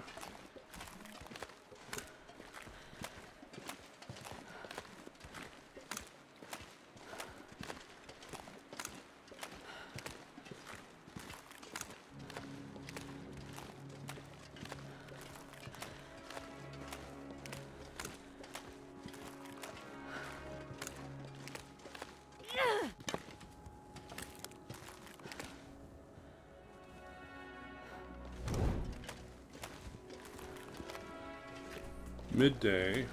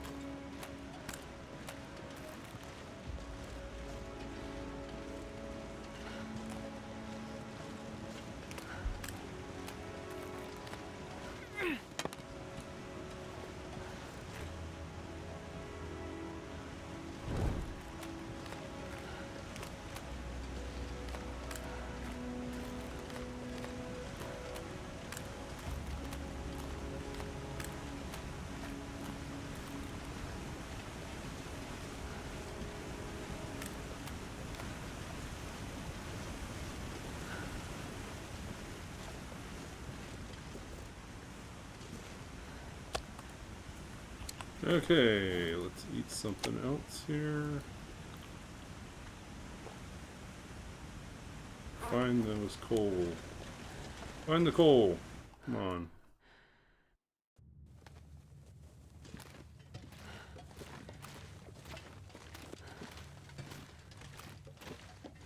They need a total of 8 pieces. So we need at least 3 pieces here.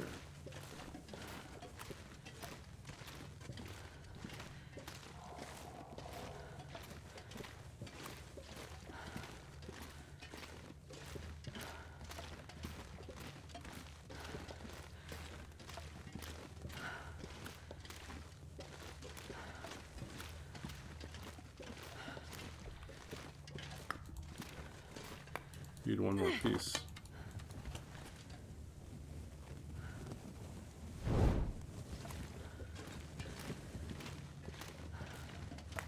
One more piece.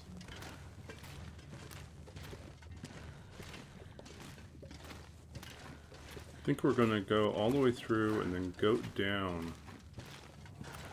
A little risky, but faster to make our way around.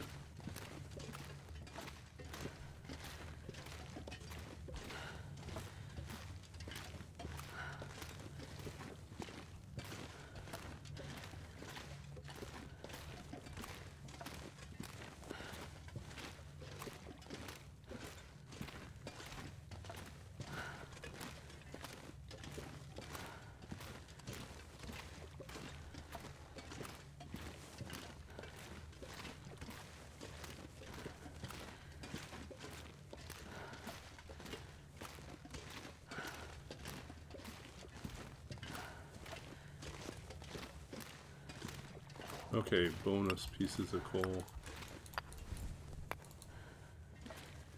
Needed that.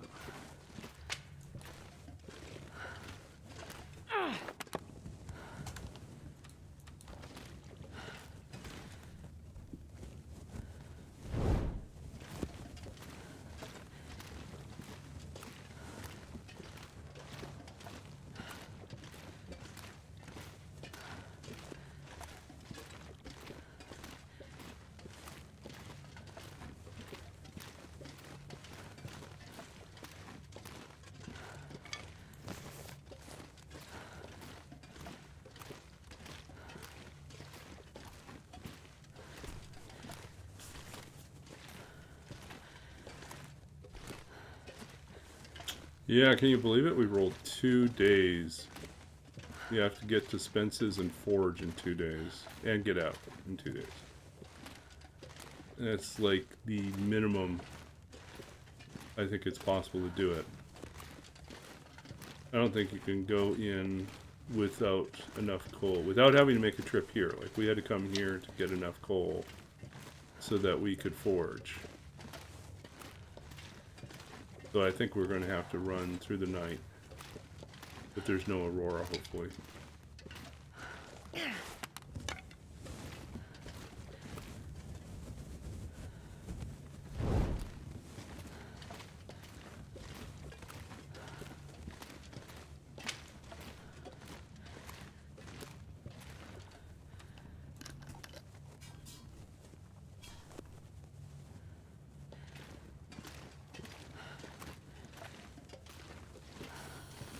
Oh yeah.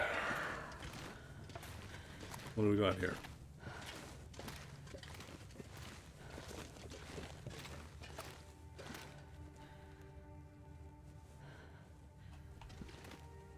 All the stuff we didn't take with us last time.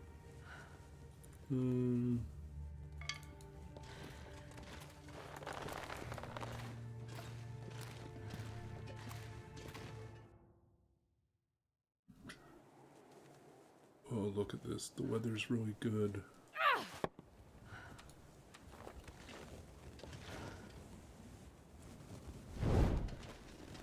We need more torches. Oh, and we had even more coal up here. Okay, so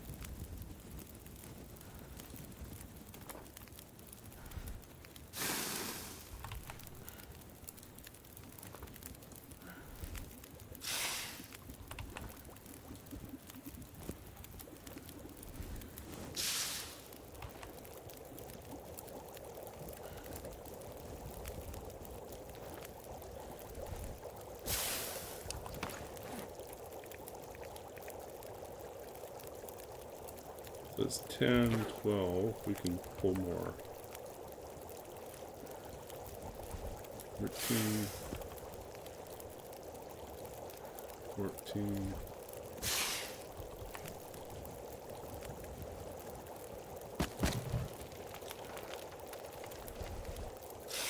15.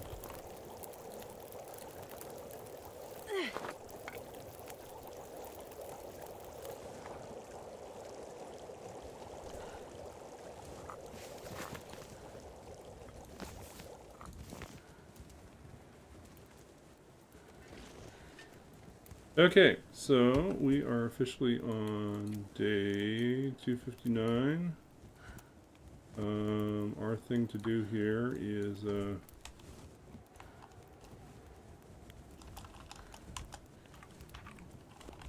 go forge.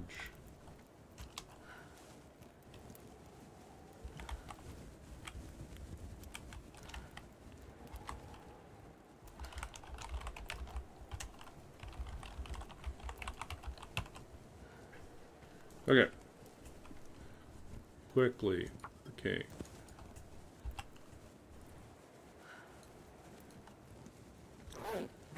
Okay, so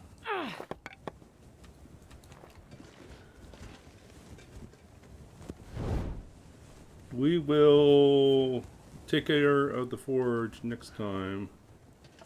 We're just going to save here by going in. This is 259. So here's our save. Done. We will read a poem before we go. So let's see what we get as our poem selector.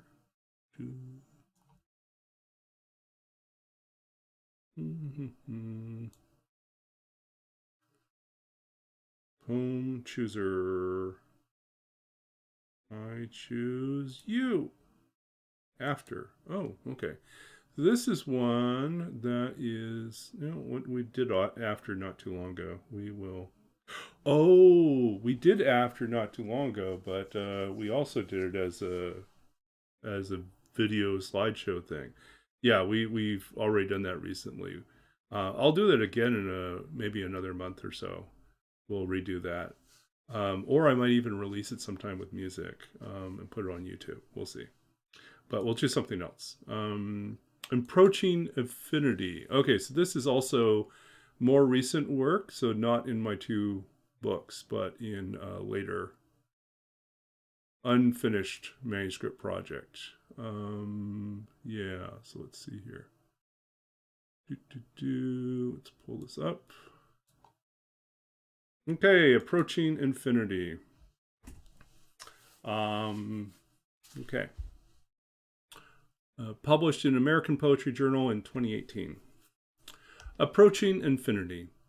Pre-calculus, we considered the limits of things, tried to determine what value an expression held at any given point in time. Watch the arc, the trajectory, the slope of the line, the teacher would say.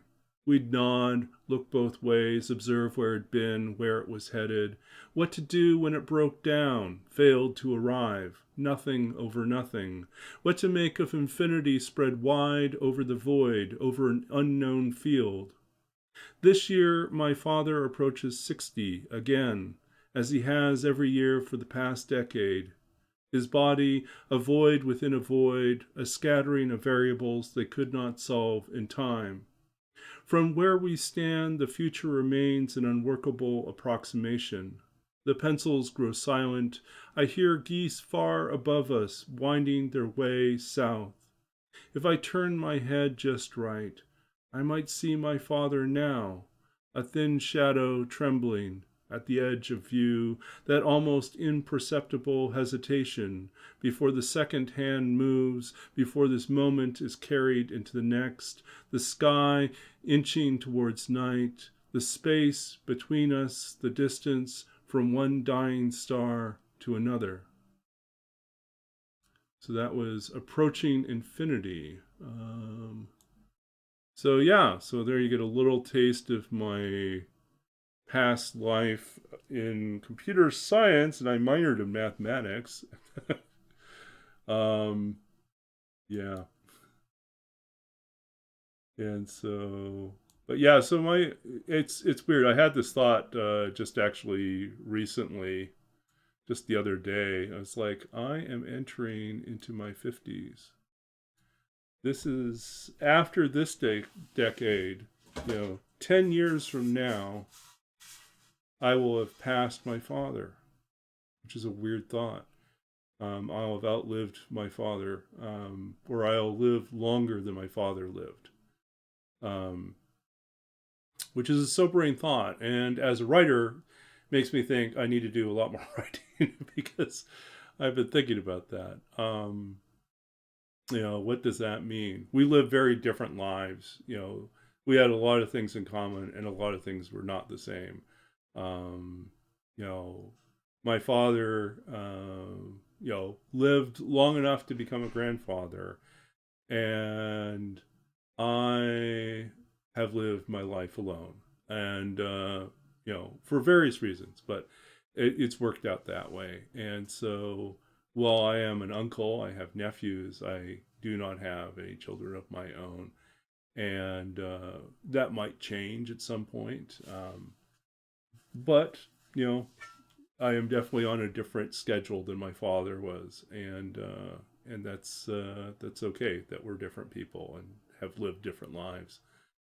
But it is kind of, you know, every time the anniversary of his death rolls around, I think about, you know, how he doesn't get any older and I get older and I'm now approaching him, you know, so. But yeah, so thank you for hanging out with me tonight. Do appreciate that. We are going to wrap up for the evening, find someone else to raid. Next stream is tomorrow night, Wednesday night, which I believe, let me double check my calendar, I believe is still good to go. Let's see. Yeah, I am still good to go tomorrow night. So I'll stream tomorrow night. Thursday I will be busy. Friday I think I'm going to be busy with D&D or something, or game night. And then I should be, oh, wait a second, Saturday I'm also busy, but I might be on for a late stream Saturday. And Sunday I should be on as usual. So we'll keep trying. So definitely tomorrow night, and I'll have an update after that, I think. So, okay, so thanks for hanging out with us. We are going to go and find someone to raid. We'll share the love.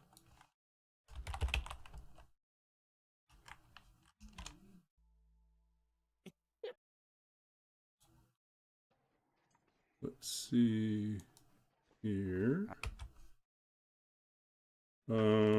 Let's see, who do we have here? Okay, so we got Tic-Tac-Toe, Slid Holmes. Who else is in? Really not that many people.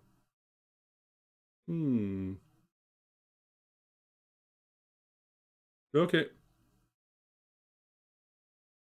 So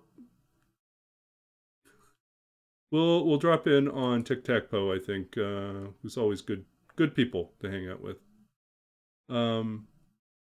So if you're not familiar with Tic-Tac-Toe, Tic-Tac-Toe is a TLD streamer who has been working on his Loper skills. And is starting over apparently on a new Loper run. So we are going to go and hang out with them. Okay. Thank you all for being here tonight, and we will see you again soon, tomorrow night. And if you like what I do, be sure to check out my website. Consider following this channel, and any support you give is much appreciated. Helps me offset some of my other costs. But yeah. And let me know if there's any topics you want to talk about. I talk about all sorts of weird stuff. Just give me a chance to talk about it. Okay. We'll see you all soon. Thank you and good night.